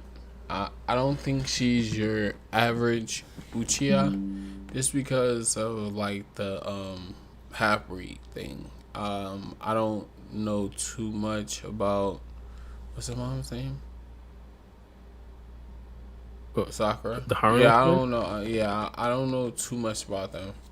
But anyways, so like the hybrid between them two could have caused something to affect the Mangekyo Sharingan, or one of my theories was Sarda, she didn't like unlock her Mangekyo over hate. It was like an intense emotion of love, but somebody in the comments like disproved that to me. Like they said that it was another character, I think Tachi, who opened up his overlove when his partner died. Can't It's remember saying Shishui when Shishui died, yeah. but I don't know It how that connects. it's just yeah, the entire love thing is just like it's just like people not understanding what the Sharingan is. Every Sharingan, every Mangekyo is triggered. It's by love. You know, the hatred that they feel is because of the love they felt for the person that died. It all goes back to love. Everything goes back to the love. That's what is written Just in the like stone Madara tablet said, and it's all a that thin stuff. line Just between like love and Madara hate. said, just like Toby Rama said, everything is just love. So it's just like yeah, that never made sense. But I do think there's a possibility. You know, she has the six paths. You know, her father is which the But greatest Uchiha, whatever. didn't they say to cut not to cut you off that the Black Zetsu like they manipulated the tablet? Yes, but I will say this, right? If he manipulated the tablet and they did it and they couldn't achieve it, I would see more of an argument. But the fact that they did achieve it based on the way that it was outlined, I think that is probably how you get it. And It could it what he possibly wrote be two wasn't. ways to get it as well? But his But his manipulation was more so he made them believe like you had to be the one to kill your best friend or the person you cared about. Where but I that wasn't think true. yeah, that's the part that's not true. But experience the loss of losing someone to that caliber, that is essentially the emotional trigger. But Black Zetsu, I guess, in a way to not like wait instead of waiting around to hope he sees a potential Uchiha that can be a vessel, or you know what I'm saying. But instead of waiting to have something bad for them to happen, he can manipulate them, be like, oh, if you kill your best friend, you know what I'm saying, you're gonna get so much stronger. And it's just the way it's like, trial and error. Yeah, it's just Yeah, like I can yeah, see. everything and all of them again. All of it ties back to love, right? It's the explanation Facts. Madara gave and the explanation Tobirama gave. So none of them like talk about you have to hate everybody. No, that was never said. But they could go the route of Sasuke. Sasuke does have Hashirama's house. Okay, like they never really explained how Obito never went blind after using his Mangekyo for like centuries. So, people assume that it's because of the Hashirama cells in his body, which I don't know. That's the only plausible explanation because Obito has been using that shit ever since he awakened it, Yeah, right? but he Continuously. also had the Hashirama cells, so that could help. Yeah, that's what I'm saying. So if Sasuke has the Hashirama cells inside him, which we know Kabuto implanted into his body in the war and all that stuff, maybe some of that chakra, because the cells are literally just Hashirama's chakra, really, that's all it's producing. So let's say, Sarada was born with all that stuff and she just gets an amp because of it. Who knows? They could go that route. Although I think it'll be a bit weird since she already had that stamina issue. So it doesn't seem like it manifested before the Mangekyo, so I don't know why it would manifest afterwards. But I do find it interesting. I think about the Byakugo seal stuff, and I'm not sure how that would work because the Byakugo seal isn't a healing jutsu per se. Like the Byakugo seal just stores chakra, right? The jutsu that heals is the methodic No, regeneration. it No, heals. no, it does. But let me explain. So you have two seals. You have the hundred healing seal, and then you have the 100 seals. So the 100 seals is referring to the Byakugo seal. The 100 healing seals, that's referring to creation rebirth. So it's called methodic regeneration. Those are two separate jutsus. Okay, gotcha. Um, so the methodic regeneration jutsu is what Tsunade combines with the Byakugo seal. Mm. The reason why she does this is because the methodic regeneration requires a lot of chakra. Right. Because the Byakugo seal stores chakra, she uses them together. They explain that in part one when she uses it against what's his name again? Orochimaru, I think. Yeah, whatever. So uh, how the jutsu works is Whatever. that when she gets yeah, but yeah, when how the jutsu works is that when she gets damaged, or let's say she gets a stab or she loses a piece of her flesh or something, it divides her cell and then just propagates it to form new ones. So that's all it does. It's just cell division. So when she loses a body part, it divides and then fills the space. That's what it's regeneration, right? Yeah, I do sound It, familiar. I ain't gonna lie. so I don't know how that would fix the Mangekyo going blind, because the Mangekyo going blind has nothing to do with losing cells, right? It's like a spiritual thing. Right? The light shut off the eye or whatever, it's blocked or whatever. Then the next person can take the dojutsu and then awaken it again. So obviously, there isn't a problem with the eye physically, and methodic regeneration fixes physical issues.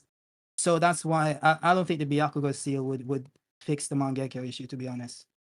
The methodic regeneration jutsu, I mean. Well, going back to Sarada, like the way she awakened her Mangekyo, like the way I say she did it in a different way, it's like you said that they had to kill their best friend, and of course that's gonna trigger some type of emotional like trauma or whatever. But the trauma that she faced was Boruto's dying. Like, boy, they're attacking Boruto. She didn't have to kill Boruto. Boruto didn't have to die. She just had like an extreme sense of urgency to help him and plead her case. So she was overwhelmed with emotion, but her emotion that she was overwhelmed with was more of love than guilt. I don't know if that makes sense. Nah, that makes sense. That makes sense. But that's the thing though. Is she it if so essentially without the Black Zetsu manipulation, just to say for instance, right? Most Mangekyo awakenings would be resembled towards like Sarada and even Sasuke, because Sasuke didn't awaken his Mangekyo after he killed Itachi.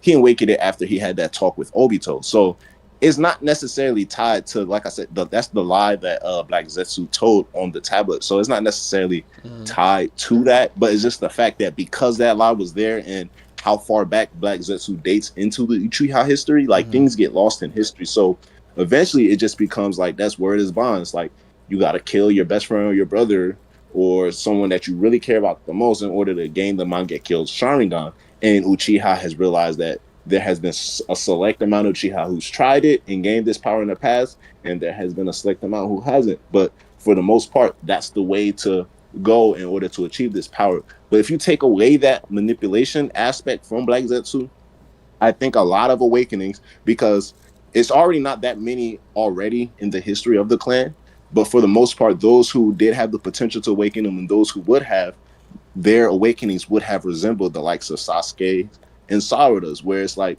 emotional yearning for someone that you have a deep love for. So for Sasuke's case, him finally accepting the feelings that he had for Itachi as a younger brother, because as kids he looked up to Itachi as essentially like this great symbol, and he had to wrestle with those feelings, understanding that he killed the whole clan, but then learning the truth is like everything is flooding back, and that causes the awakening of his sharing of his Mangekyo. And with Sarada, the same way how she holds Naruto up to this symbol and this ideal to where it's like it's Naruto, like it's big Naruto. You feel me? And then all of a Yeah. sudden, everybody in the village is talking about Naruto's dead. What happened to Naruto? And she's like, wait, what's going on? And then right after that, it's like, whoa, now you're talking about you're killing Boruto, and now it's her own father speaking these words from his mouth. I'm about to go kill him. You know what I'm saying? So it's like Yeah. all of these different things are happening at once. So I think a lot of the Uchihas in the past, their awakenings probably would have resembled something along the lines of both Sasuke and Sarada's. Got you. Yeah, that makes sense. Makes sense. Oh, I got my question for Kitamaki. Well, how strong you think Sarda is? Do you think she's, let's say, above code?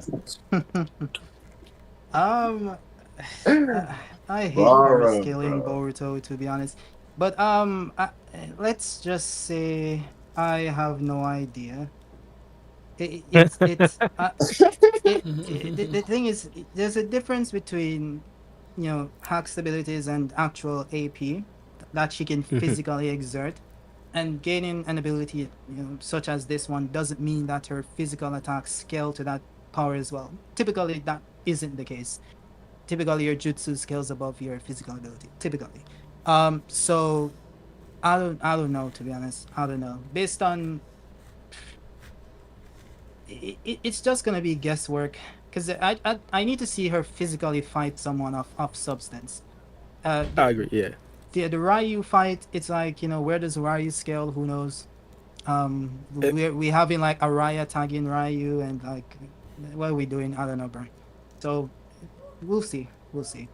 yeah, I kind of agree as well. My thing is that it's highly possible that Sarda's abilities just correctly cancel out what Ryu wants to do, especially with his Iron Sand. And hypothetically, she fought another, let's say Shinju, she might not have that success. Let's say hypothetically a bug, or let's say Code, might have different Hmm. ways to kind of attack Sarda. What Ryu didn't. He was a lot of his stuff was really based on the Iron Sand. Yeah, it depends on the person, of course. A good counter to Sarda's ability is actually the ability to fly. Ironically, it's is you No, are. What do you mean? because she'll increase the gravity. So And that you would, can increase your flight speed. yeah, but I think she has control of how much gravity she can She's gonna exert. stop. That's She's that, gonna but stop. If you that's what I'm enter saying. into that domain, any and all movement is gonna be stopped until we No, it see depends. otherwise. But what I'm saying, exactly what I'm referring to specifically, is we see the scene where she kind of lets Ryu fly up into the sky. That's Yeah. her manipulating Oh, gravity. she was just flexing. Ryu, yeah, but what I'm saying is that Ryu can't fly, so there's Yeah. no way he legit cannot move while he's in the air.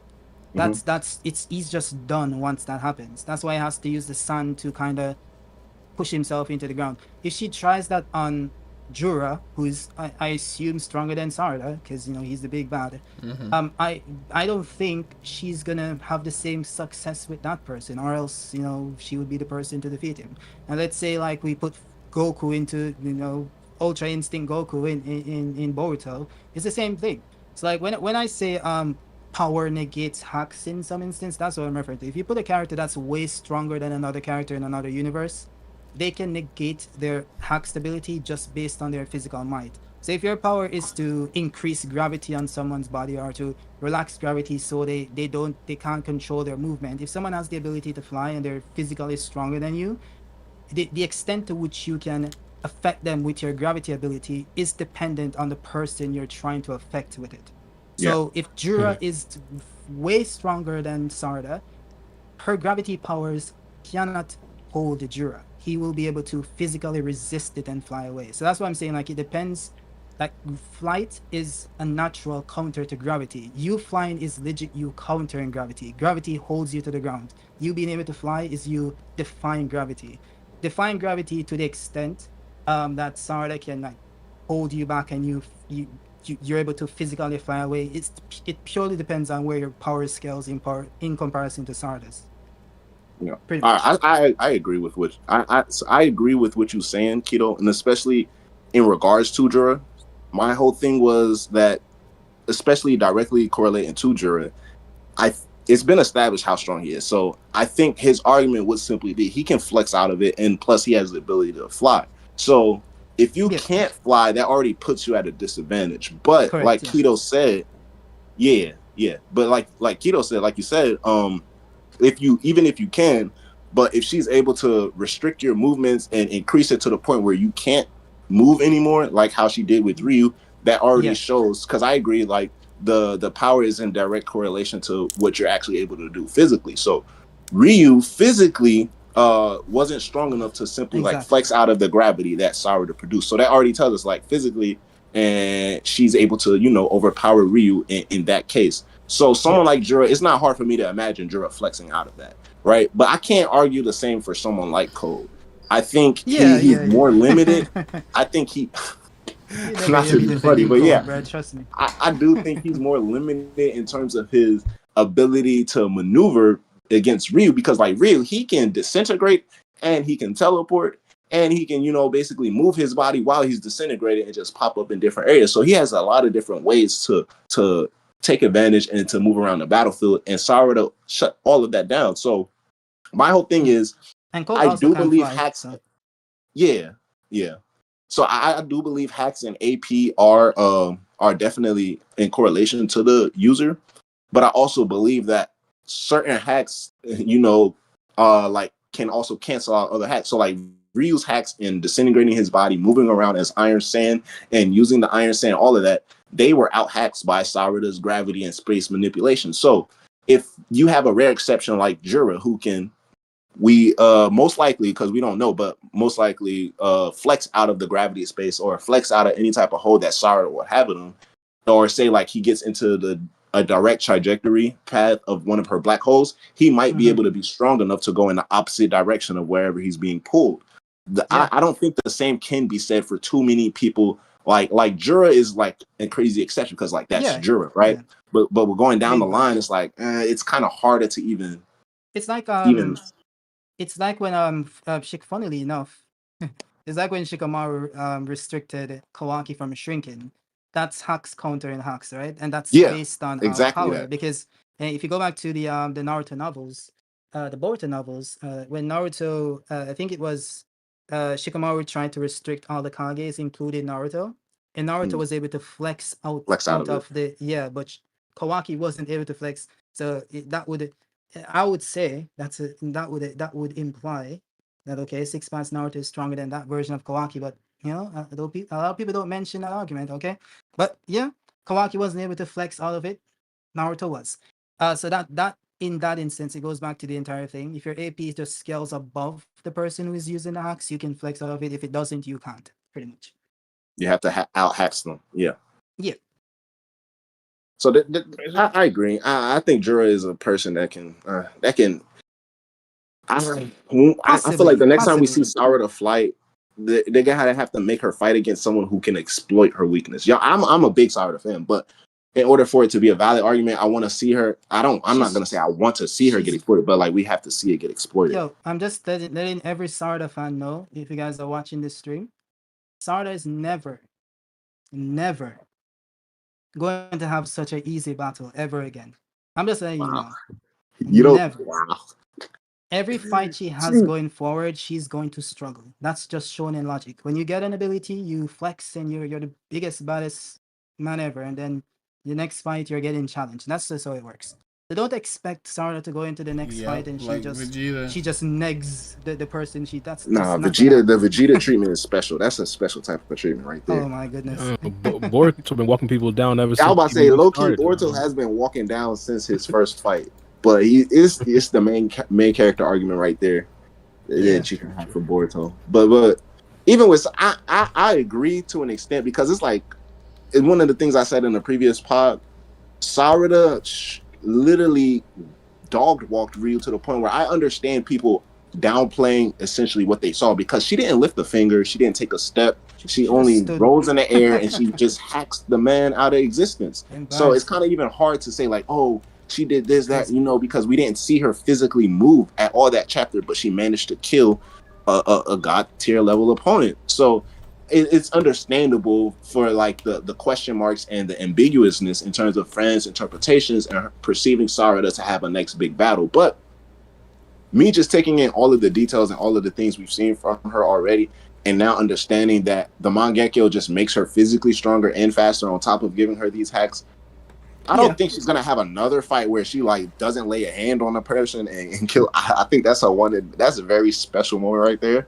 But I Yeah. do believe there's gonna be another moment where she flexes, because we still have to see the second ability. It's a matter of Yeah. the type of situations they want to reveal them, and I And the also Susanoo as think they well. might do something special with her Susanoo reveal. It won't be traditional, so it's still a couple of. I mean, maybe one Yo, more, one I more will maybe. not say they won't. Okay, I will not say. Hopefully they don't, because typically that hasn't been the history. Okay, because you'd assume that when it Yeah, comes to Sarada using yeah. the Chidori and the fire style, they would do something interesting. They haven't. They just repeated the same designs of the abilities. So it's possible. I'm not gonna place a bet on it. Okay, but we'll see. Right, I so believe her I, next. what? Oh no. Go ahead. I was just gonna say her next No, viral moment. I think it's definitely gonna be like the Susanoo awakening, like just for her. yeah, I A hope so. compressed Susanoo would be That'll good. be fine. But again, that brings to my point. Like, how strong is the Mangekyo Sharingan really? Because we've seen Sasuke Susanoo get absolutely destroyed by Jigen. So it's like, do we even care at that particular point? But I guess a question to like kind of sum this up. I'd ask you guys: do you think her Mangekyo Sharingan is stronger than Pain's Rinnegan? Hold on, to answer that first question, Yes. what if her Susanoo has the black holes? Like, you know how Sasuke was able to put the GG's. His GG's. what's that flame I that mean, never ends? Kakashi's Oh, never mind. Yeah, The flame that never yeah, Yeah, ends. the Amaterasu. Yeah, Amaterasu. What if she able to incorporate that into her, like, her Susanoo? well, of Yeah, it's course, yeah, possible. that'd be elite. It's her ability. And also, I just remembered something before you guys continue with the Susanoo. Like it's in the cards actually. Her ability to manipulate gravity. Like she has the ability to crush things, does she not? Like if she applies gravity to something and just condense it. Yeah, Mhm. imploded. That's what she did to Ryu. That would make So more like she sense than a already black has the hole. means. No, but she already has the means to apply that to her Susanoo and compress it. Like that, it's in But the how much cards. Oh, charge I would see that where you're take? Yo, going, and I Bar, actually do like the direct. Yeah. You had a thumbnail like that before. Yeah, Funny enough, I took that from Bar once. Oh, yeah. is it the Hey yo, humanoid Sasuke thumbnail? you still got that No, the one with thumbnail? Throw it Boruto up real in the quick. white samurai compressed Susanoo and Yeah, stuff. yeah. Bar, you still got that It, thumbnail? it's probably somewhere on my phone. I got like 5,000 pictures on my God damn. phone. But yeah, it's crazy. But my thing is, how much chakra would that take? Like, I think already she'd probably be like starved for chakra just utilizing the Susanoo. But then on top of that, combining that ability to the Susanoo, I I think think that's kind of crazy. if she's spawning the multiple orbs, then that might be a problem. But if she just applies the gravity ability onto the Susanoo just to compress that one thing, I don't think it should be much of a problem. And also, the abilities get easier to use over time. So it might be a story now because she just awakened. It's gonna be like with Sasuke. It got easier to use Amaterasu. Itachi got easier to use Tsukuyomi over time, and Kamui. It's just with Kamui with Kakashi. So I think the next time she uses it, it's gonna be easier. It's not gonna be as taxing. I see it, but I guess my question kind of still stands for my Maki and free game, or I think free game answered it. But so do you guys think the Mangekyo Sharingan is stronger than Pain's Rinnegan? The thing is, I don't. I think it comes back to it, it's not the eyes but the Black, I person got that you. awaken them. So in the sense that it it, it if The bro let's being very say careful with his words. I respect it. if no, let's say if Kiba awakened the Renegon versus if Madara awakened the Renegon, which he did. Madara's Renegon will be stronger than Kiba's Renegon, right? So I feel like it's that situation. So if Sarda is drastically stronger than Madara, Are we? okay. Anyways, Are you believing that? let's say you do believe that, okay? So believing Hypothetically. I will not give an opinion. but I'll let you continue. Yeah. Go ahead. Let's say you do believe We'll that, get back to then that. yes, her Mangekyo would scale above Madara's Renegon. Yeah, you put it like that. All Yeah, right. pretty much. My thing is, we see Otsuka members all the time with Byakugans. None of the Byakugans are scaling to even some Mangekyo Sharingans out there. But I get the Well, overall gist. I get the overall gist. yeah, If power he get, wise, but not AP wise. So like if Shishu is Mangekyo can like neg like characters far stronger than him just due to the nature of the hacks it has, right? Koto Matsukami. But that his physical AP doesn't scale him to them, right? So he's like way weaker. If he tries to fight them, he's getting negged. But if he uses the Genjutsu, he can win. So it's like that situation.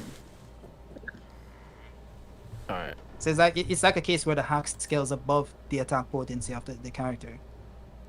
I get you. I, I get I you. I would say it's like equating it to like for me personally, and not just like opinion wise, but like it backs up. But just to keep it short, a Mangekyo Sharingan for Sarada, this current 15-year-old Sarada would do more for her than what a Renegon would do for someone like Sasuke and someone like Madara. Oh hell. And it's because her Mangekyo, simple Mangekyo, mind you, just half of her power up allowed her to know definite opponent that we understand has all of these entities, essences, and chakras mixed into one. And not only that, it's essentially a body pulled from the 10 tails itself. So it's like a 10 tails plus level opponent. So if you were to give this same Sarada a Renegon, that would put her even light years more above like Madara. Now, I'm just going based off of everything we've seen all of those characters done up until the point of the story. So like Madara's been dead for like 20 plus years. So you give him those 20 plus years of life, it's a whole different conversation. We possibly talking about the strongest Uchiha to ever live, maybe the strongest human shinobi ever. Madara was just like that. But he don't have those 20 years of life. We saw where he lived, we saw where he died. And up until that point, it's like the Mangekyo Sharingan that Sarada got does more for her and propels her to a level that Madara, unfortunately, has never seen in his lifetime. Hey, Black. No, this is crazy.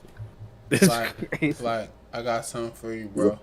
We was having a text conversation and you was pissed off about a comment. So live on air, Goodness. bro. You say you wanted Oh. to address it. What was the thing? What was the comment? I forget. What was it about? Hold on, I'll screenshot it to you real quick because you're not on the duck. I do remember what you're talking about. I did say if I remembered, I would address it. So I'll put it on the screen for the viewers, but hold on, I got you.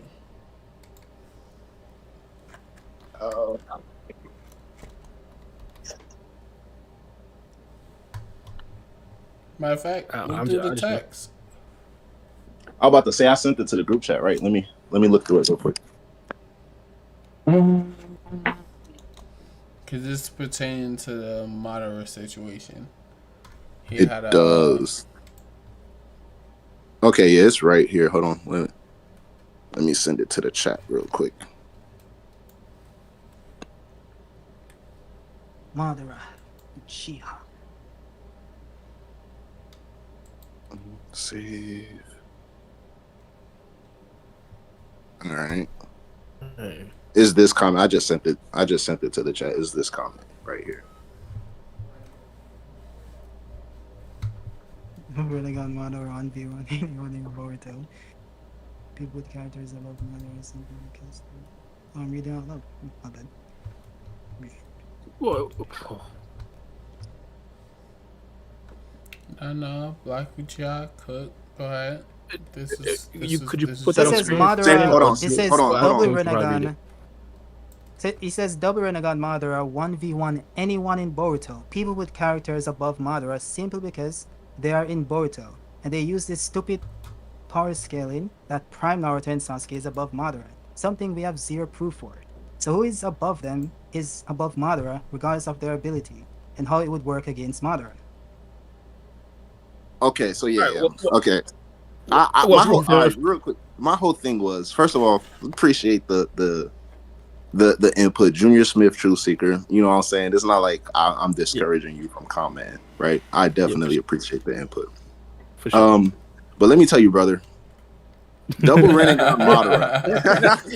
Let me tell you, Like Oh this brother. is no. like, let me tell you, Oh brother, no. double Oh no. Renegon Madara, first of all, has no feats. I see people always saying like, oh, double Renegon Madara this, double Renegon Madara that. Double Renegon Madara got no feats. So automatically everything off of double Renegon Madara is headcanon or what is off rip. And people can use that to say, well, then that lets you know they couldn't have fought the Madara at his highest potential. Already, like I just said, we don't know what double Renegon Madara could have did. But then what also negates that is the minute that Kaguya was born, Sasuke took one look at her and said, I didn't know somebody with this much chakra could exist. So they already knew what Madara was doing. They had Madara summon the Tsukuyomi. Sasuke had his Susanoo, block the light. They rendezvous. They made a plan. This is all for double running on Madara, and they were ready to fight, but then Zetsu backdoored them. So there was no instance where Naruto or Sasuke thought, well, this is probably going to be impossible to take out Madara. They had a plan. They both just came from talking to the Sage of Six Paths. They got amped up. They got a little hype. They came from dog walking one eye Renegon Madara. There was like another eye ain't gonna like basically, you know. So already the story established that Kaguya was way out of Madara's league in terms of chakra and just off rip. That Kaguya that got revived, that Sasuke made that statement about, got even stronger because then Black Zetsu went on to later on state that Kaguya has now reached a level of power she has never reached before. So basically, Kaguya got even stronger throughout their fight. So anything with double running on Madara is like, it's already been established that Naruto and Sasuke is above them. So that's actually kind of like a crazy stance to make. And I understand power scaling, especially in the Naruto verse, it can get stupid. So that's something I do agree with you on. But if you even want to get into more details within the prime source of the story, Sasuke in the novels already stated, and this is Sasuke in the last era. So basically, that Sasuke and Naruto that we see that's battling Toneri and that's defending the village against the meteorites. At that time, Sasuke had agreed to himself. He reached the power to where he can face Kaguya level opponents by himself. That's the whole point. He was training. So it's been established multiple times that they've surpassed Madara. It's just that people don't like. I say this all the time. Just because you don't like an answer doesn't mean it's not an answer, right? It's just a matter of like how you're perceiving the answer. It doesn't change the fact that it is an answer, right? So Madara is definitely above them. Um uh as far as, let me see, let me finish reading. So who's above them is above Madara, regardless of their ability. And how would they work against Madara? Like I said, she can simply restrict his movements. And Madara, as I stated, he's 20 years too. His life was cut 20 years too short. He's not alive in this area. Unfortunately, people like Boruto and Sarada have reached a level of power that Madara has never tasted or will never taste because he is in the graveyard right now. So there's that. So he has no chance of flexing out of it. The only hope and cry you have for someone like Madara, which is very it's plausible, is his hacks. So like me and Keto was talking about earlier, could he out hacks Sarada? Which I actually find hard to believe because it's like it's just shadow clones in another dimension, right? I If don't know. Sarada is manipulating the space around her, Sasuke is able to see these things, Naruto is able to sense them, so it's not completely intangible. If she can has complete control of the space around her and she has these black gravity holes that essentially control mass, right? There has to be some form of mass to be formed in some way, shape, or form in order for those limbo clones to make contact and inflict harm upon you. Nah, I would So disagree with you on that one because they're in like another dimension or something like that. They're Well, not put in it the this same way. plane. but that's the With thing. the Go ahead, Kido. No, well, the thing with the Limbo clones is that they have equal ability to Madara. So they can use all of his powers and stuff. I would say it's possible that they could beat Sarda. The reason why is so Sasuke can see him because of like the Renegon, six parts, mumbo jumbo nonsense, whatever. Naruto can sense him and interact with the clones because of six parts senjutsu. So if that is the case, and Sarda doesn't have either one of those, then Sarda can't do what they did. So it comes back to the hacks, like her not having the hacks needed to counter his hacks. So let's say she put it this way. Let's say she catches Madara in the gravity ball stuff. Madara can't escape because Sarda's AP scales above Madara's. Put it that way. And she's crushing him. A limbo clone can like legit just neg Sarda while she's standing, because what we realized based on the fight she had with Ryu is that she has to look at the thing that she wants to apply the gravity to. And they show this Right. multiple times by her the indication of her turning to look at the sand and then deflecting it towards the stuff, and then always focusing on the right eye whenever she uses the ability to perceive the thing that she's trying to apply the gravity onto. So if she can't see limbo, she won't be able to apply gravity onto limbo. So it comes down to whether you believe she can perceive limbo or not. And, people can argue that, maybe her Mangekyo is just overpowered in that way. Who knows? But based on what we know so far with the Renegon having that power, it is unlikely. So that is a case where I feel like it comes down to how fast does Sarda kill him, that he doesn't get to use his hacks to kill her. I think that's what it comes down to, really. Yeah, so basically it. Like, Madara's only hope would be to out hacks her, and that's a very valuable argument because of the amount of hacks we know that Madara has. But if you take that away, and I can't say necessarily if, because then it's like, well, if you take away Sarda's black hole, so we're not going to take that away. But aside from his potential of out hacking her, like in all other fields, he gets outclassed, and you would have to use the strongest version. So you could say double eye Renegon, but then for me personally, that would be an easier argument just for me, because I'm like, well, what do we know that double Renegon Madara can do? Because we didn't see him do nothing, right? So just single eye Renegon Madara with the thing on his forehead, we know what he can do. We know the amount of limbo clones he's able to summon, up to 4 limbo clones.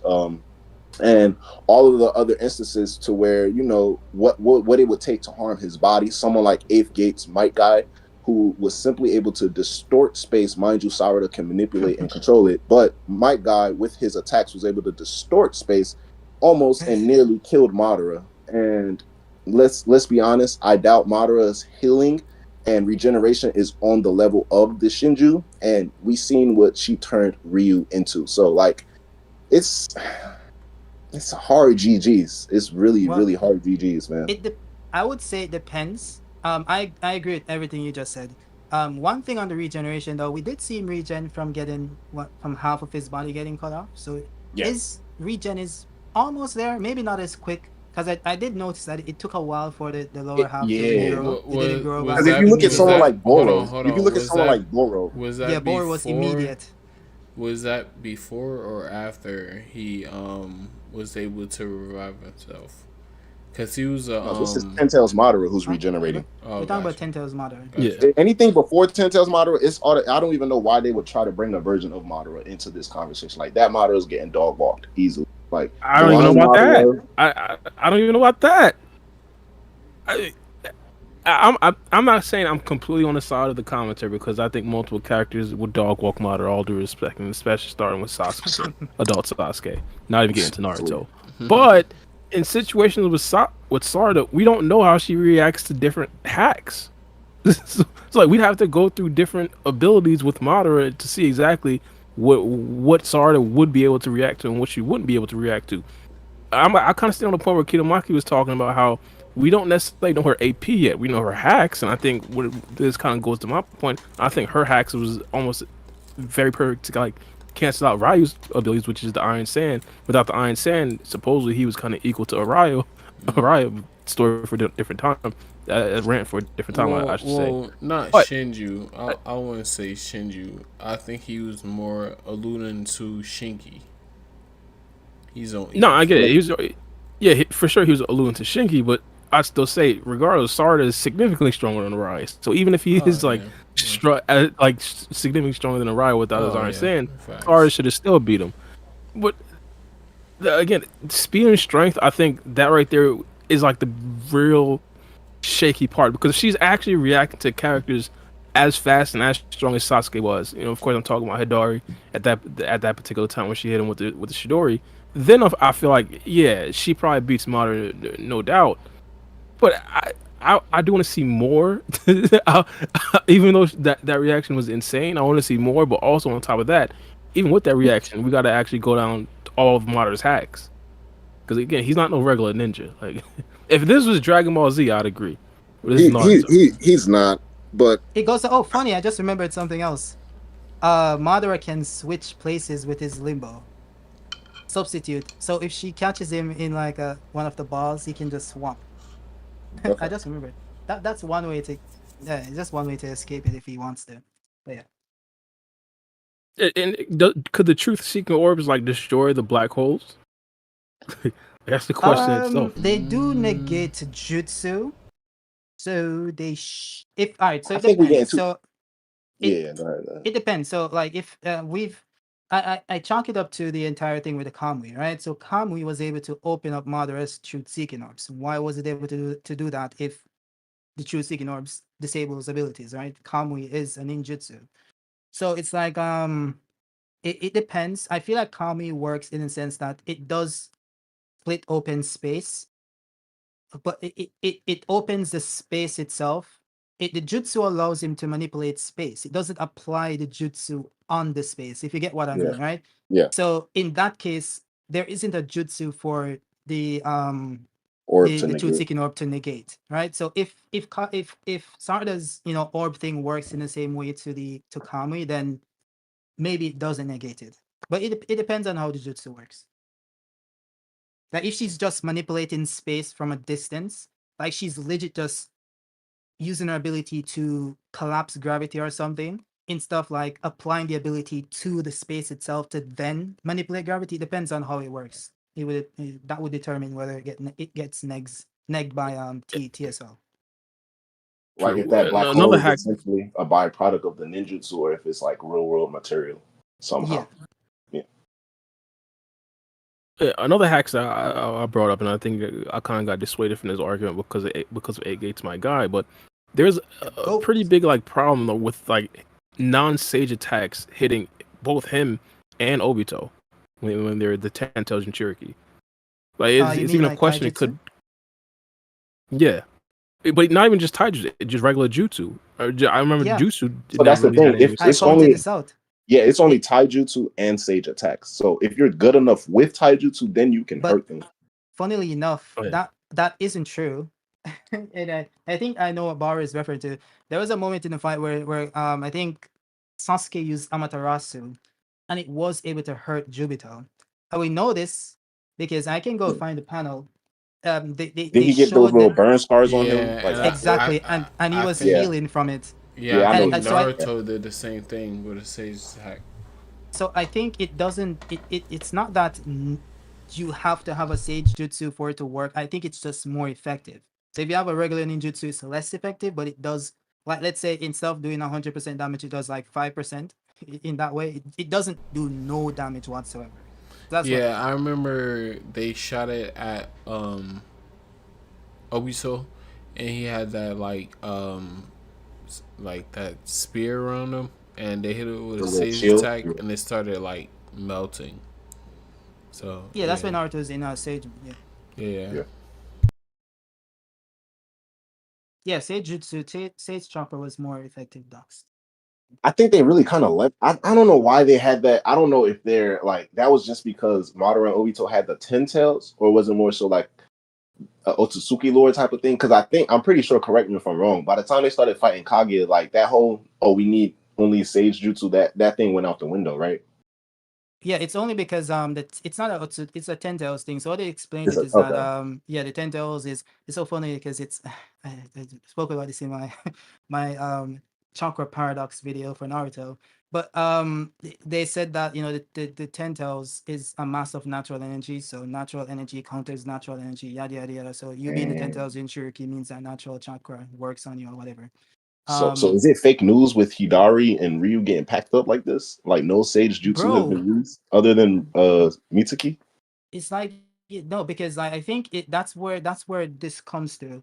It's like I don't know if maybe Ikimoto just doesn't remember that they established this in Naruto or something, or maybe it's just I don't know, because the only way to negate that hack or that mechanic is to say that the characters are just that much stronger, but these characters aren't that much stronger than the Shinjus that they're fighting, right? So the strength difference isn't the reason why their regular attacks are effective against them. So it seems like that mechanic has just been retconned out of it. I don't know. Yeah, maybe that, or maybe like Sage Jutsus don't work against Shinju, because they are the Ten Tails, but they are like a byproduct of the Ten Tails. So, for instance, like if you want to make it like a mixed child or something like that, so like they have genetics from Shibai, they have genetics from Code. Well, I think Code gave him genetics or whatever. But anyways, and they have the genetics of the Ten Tails. So maybe Sage attacks doesn't work on them. I wouldn't say it doesn't work. It just isn't more effective. So the fact that they have different genetics from different people kind of offsets the entire nature energy stuff. But that entire thing didn't make sense from day one, because like the Ten Tails obviously isn't a massive natural energy. So it's like it's just that was just weird from day one. I mean, the Ten I thought Tails they said that literally in crits. the war arc, that they couldn't like measure the chakra of the Ten Tails. Like it was like they said Yeah, it it was was immeasurable. But I mean, Yeah. like immeasurable is Well, just immeasurable doesn't mean unlimited. It just yeah, they but just It couldn't means they measure was it. too dumb to count that high. Yeah, yeah, they just weren't at that level, you know. Yeah, But pretty much they what I'm never saying is that seen the Ten nothing Tails on was that used. level. So it's like it wasn't. They said that like natural energy is separate from chakra. It's kind of a separate tangent, really. Natural energy is separate from chakra. The Ten Tails is a mass of natural energy, but the Tail Beasts are pure chakra. But the Tail Beasts are parts of the Ten Tails separated.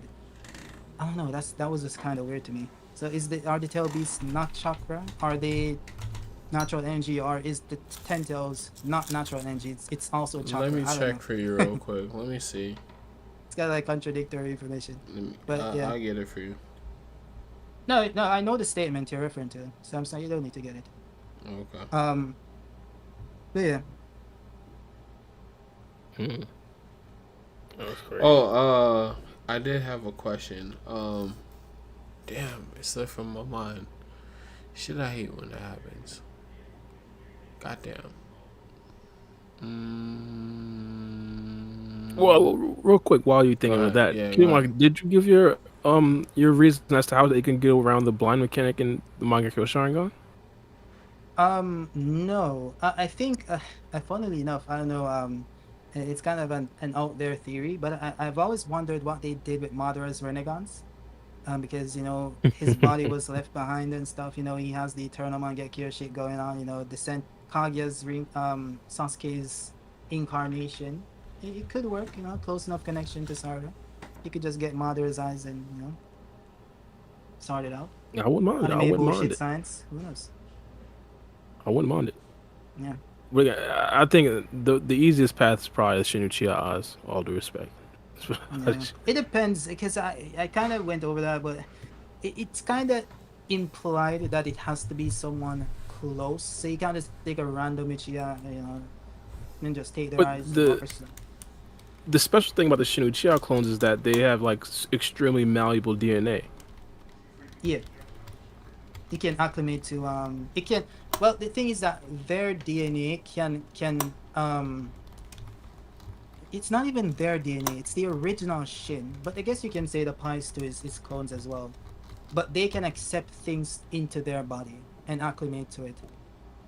Does that really apply to someone Momoshiki takes overlooked their eyes? hundreds of valuable clones, then valuable vessel potential opportunities.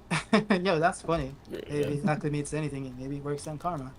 But Really. does that really apply to if someone takes their body part and implants it into them? Would their body acclimate to the parts of the shin? I don't know. Maybe. So maybe. I think so. But I think, but I'm of the opinion that the entire Mangekyo, Eternal Mangekyo thing is more so a spiritual thing rather than a physical thing. It's like a Sunday. It's like I take your light, you take my light, or light combines into one. So I think it's more like mm, a chakra spiritual thing rather than a physical thing. But yeah, maybe it works. Who knows? mm, I I see got what you my mean. question. Real Go quick, right. sorry to cut you off, free game. I just got done getting ready, y'all, but I'm about to head out, boys. It's been a pleasure with y'all. I'm gonna tap back in with you guys. Are we hopping in on Monday for the Yeah, Yeah. or With this Yep. supposed repeal, we probably could do okay, like all right. record John. That's a I'll bet. let It was y'all a know. pleasure. Man, Bet, peace out. bet. All right, All For y'all. right, sure, peace out. Keto. Yes, sir. All right. Oh yeah. Last question, cause I'm about to dip out too. When do Yeah, you what? think they're going to end this arc? Last volume was the cliffhanger to Sardis and Mess. Hmm. Um, they should end it the next chapter. The next chapter, That Simone quick? Shiki has Yeah, to be pulling up I'm then. tired, bro. I'm tired. I want to leave the Sun Village. Let's wrap it up. Um, Well, so they can do it by then the you next four recall. Well, I chapters. don't mean the Sand Village in like entirety. I'm talking about like more of the The Shinju It's on arc. Shinju. Jura. Yeah. Oh, Yeah. interesting. Okay. All right. Interesting. I thought you were answering that. I thought you said that would be over in the No, I meant next like chapter. the entire like the mini arc that's going on here. Mm. Um, that's I don't know. Maybe the next four chapters, maybe. 4? Let's wrap up Jura and move on to the Otsutsuki and Momoshiki and Kawaki and stuff. It's not the next I'd four agree with that. months. Yeah. Yeah, I'd agree with that. I think the biggest thing is going to be killing Jura because I don't necessarily think that they're actually going to be able to go around and kill all the other secondary Shinju out there. I think that'll take a They little bit too said if long. they kill Jura, then they all die. That's what I heard. Yeah. So I think it could be like a Kata organization situation where they fight 1 or 2 outers and then all of a sudden Whoa. they fight Jigen. It's like a Vampire Diaries situation. You kill the original Explain. vampire and the sire line dies. Crazy. Yep. Yeah, oh yeah, pretty much. Yeah, that's like that Look what I movie, Sinners. I haven't watched it, so could be. Yeah, Yeah, I ain't see it either. decent. Not all that, but But decent. yeah. I'm not necessarily ruling out the possibility that Jura becomes a good guy and Oh my joins the Z gosh. Fighters. I'll All be due right back. respect. I'll be right back. I'll be right back. Bro said, "Oh my gosh." For real. Because I mean, they've kind of already laid the foundation that these guys aren't fully evil. They don't necessarily, have like the let's say stereotypical evil mindset that normal villains would usually have. I think eventually, like one of the things that Jura is doing right now is he's essentially seeing all the things that, or basically finding out all the reasons why one person would go against their natural instincts. Hypothetically, if he does get wrapped up in life and finds multiple things that would distract himself from actually planting himself into like the god tree, then you could just hypothetically believe that he'd never really like act on his natural instincts because he did the research and he found multiple things that would push him to fight against his natural instincts. He's kind of doing the exact same thing right now, where he pretty much says to Kawaki, "I'm not going to kill you just yet." It could be like a perpetual thing. He becomes a good guy. yeah. I mean, it could happen. He's not. Uh, what's his name? Shikamaru kind of laid it out. They're not inherently evil or something like that. So they could like Yeah, work out something with him. I guess it depends on how far he wants to go with the entire love is a weakness shit. Because obviously the characters are not gonna agree with that. So it's possible, definitely. I mean, you have characters like Obito that flips. So yeah, Jura is definitely plausible. yeah, factos. I guess since my guy FREEGAME asked his last question, one of my last questions. Do you think it's over for the characters Sasuke and Naruto, or do you think they could probably get like a power up in the future and come back to life? Because that gotta happen first. Yeah, I don't think it's over. I think when they get to the final, boss of the series, I don't think it's gonna be like one guy fighting one guy. I think we're gonna have a war. They're gonna have different characters fighting different characters on different fronts. It's gonna be like similar to Shippuden, to be honest. So I feel like they're gonna need all the hands they can get, and we're gonna have it's gonna be like the All Might situation with yeah, if you guys read My Academia. All Might, Deku is now the main character with the main powers, but All Might is still there contributing, right, in the way that he can. So I think they're gonna have Naruto and Sasuke do that as well. Sasuke's power up is it's way more clear cut. They could just do the entire thing with Hidari, give him the Thorn Soul Bulb, and Naruto's is a bit more out there. They could do something with the dimension that is stored in, whatever, mental training nonsense, anime science, whatever. He did the freeze So training in hell. yeah, they're gonna give them some power up to have them contend later on. I do believe that fully. They're not gonna be stronger than Boruto and Kawaki, but yeah, I feel like they're gonna contend to some extent. I can see it. I can see it. My thing is, or my dream scenario for both of them, I hope they both get like extreme, like crazy power ups, and both of them actually be in the main cast. It'd just be Boruto, Kawaki, and Naruto and Sasuke. All due respects to Himawari and Sarada, but fan service is fan service. We all understand who the fans want to see. Naruto and Sasuke. Bro, So we I want to see hope so. Himawari, bro. Cut it out. I don't know. Bro, I don't she know. has Kurama. Cut it out.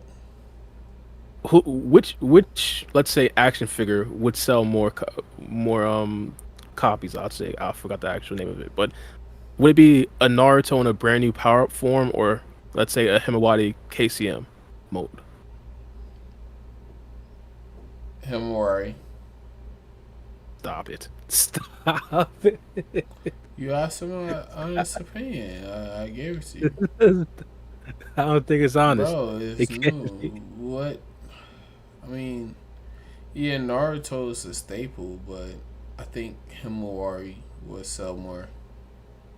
Just because of the kids. They buy toys. The thing is, the kids are watching Naruto. That's the thing. Like my nephew, he watches Naruto. Like he hasn't even started Boruto yet. He just watches Naruto. That's your nephew. I don't know. My other cousin, though, yeah, he's a different breed. He started watching Boruto and didn't watch Naruto. Exactly. Many such cases. Exactly. All right. So last question before we wrap it up. How strong do you guys think that Kawaki is going to... Oh, sorry. No, wrong question. Sorry, I read that wrong. In what chapter do you think that Kawaki is successfully going to get his limiters removed? Next chapter. Next chapter? What is with you in next chapter? Fact. Next chapter got to be a 10 out of 10 Yeah, for my we guy, need, Kitamaki. we need to get things going, man. Too many I got respect. hotlines running. You know, skip out on the Jura thing and... No, they're gonna have Kawaki like for the 100th time in a models lab, like give me power, and he's finally gonna do it. So. You think he's willing to give up his life for his daughter? A model? Kawaki, or you think he's going to backstab him? You mean do we think he's gonna revive his daughter? No, Kawaki. He has to give permission for him to do the karma thing, blah blah blah. So basically, he's giving up his existence for him to revive his daughter. Well, another reason why he's not a good man. No, I don't think he's giving. I don't think Kawaki got to give up his existence. He just got to implant. I guess do karma ritual. Yeah. So he's gonna be fine after he implants it. It's not a big deal. Yeah. So do I think Kawaki would do that? I think he need to get. I think he need to get his limiters unlocked first, and then deal with what's it called? Jura. And then deal with your Jura. I think what he's on right now, he's like one problem at a time, and I kind of understand him. And Amada has been like pushed to do what Kawaki has wanted in the past, just to like make Kawaki happy. And I think if he's like capitulated to Kawaki at the end of every other turn before, like this is like the final step. Like he probably has to capitulate at this point. Yeah, I agree. Yeah. So you said next chapter, Bar. What do you think? I'd probably say the chapter after next. I think whatever happens with Boruto is probably going to happen with Boruto. I think there's a very good chance that Momoshiki appears, or if not, Boruto just dips and probably leaves his friends to fight against Jiro 1v1. I guess 3v1. But yeah, Let so me ask this question. That's just probably a hot take. Do you think that Kawaki, without his limiters, would be able to surpass Jura or Boruto and him together in base? No limiters. I think it's possible, but there's a very good chance that he'd probably have to. Well, Kawaki would have to use his Karma Seal, and of course Boruto would then use his Karma Seal as well. But yeah, I think for how strong I think Kawaki, I almost called him Ishiki. For how strong I think Kawaki is likely going to be, I wouldn't necessarily rule out that they're both stronger than Jura. The only question I'd have is like, why isn't Kashin Koji saying that possibility? Because it doesn't exist at all. He's not stronger. He would have already like made that plan come into fruition, if you ask me. If I had like the resource and I know I have foresight and I say, hey, and every one of these features Kawaki dog walks the hell out of Jura, then that would be my first option. Unless You could argue. Sorry, cut you off. Unless in all those features Kawaki does something that, could jeopardize the ninja world. Look, you could argue that Kawaki, or not Kawaki, you could argue that Kashin Koji is kind of like influencing Kawaki to get his Karma Seal, not Karma Seal, his limiters removed. Because he kind of sent Boruto to let him know that Madara could actually remove his limiters. I guess that could be like a mission from Kashin Koji. Did he send Boruto, or did he just let Boruto know and then Boruto relayed the information? Well, we're not entirely sure. I'm saying this could be a grand scheme of Kashin Koji, and eventually, let's say hypothetically, my guy Kawaki gets his limiters removed, and then we see flashbacks of Kashin Koji master planning this whole entire thing. I'm saying that could be the possibility. So, just the fact that Boruto kind of broached that idea to Kawaki, and that right there in itself was kind of influencing him to like get his limiters removed. I don't necessarily think that's like a coincidence. I think it'd probably be for a reason. Yeah. No, I hear you. I agree. But yeah, man, we 3 hours in. Hey, kiddo. Yeah, this is supposed to be like a short pod. I know. Kiddo, thank you for joining us, bro. Everybody out there who has not subscribed to Kiddo, please subscribe to his channel. I'm gonna leave it in the comments. Thank you everybody for joining us, all the members. Bar, you have a good one. Kiddo. And also, guys, before you guys close out, everyone who's watching my stream, go ahead and subscribe to the Cloud Ninja podcast. Great guys over there. Barbie, FREEGAME. Oh, you stream it too? Yeah, yeah, I'm streaming right now. my stream. Oh, cool. All right. So yeah, go ahead and Go look subscribe for to the Stop Cloud and Ninja Block podcast, Maki. man. Appreciate it. No problem, man. You guys have a good one. Peace. You have a better one. Bye.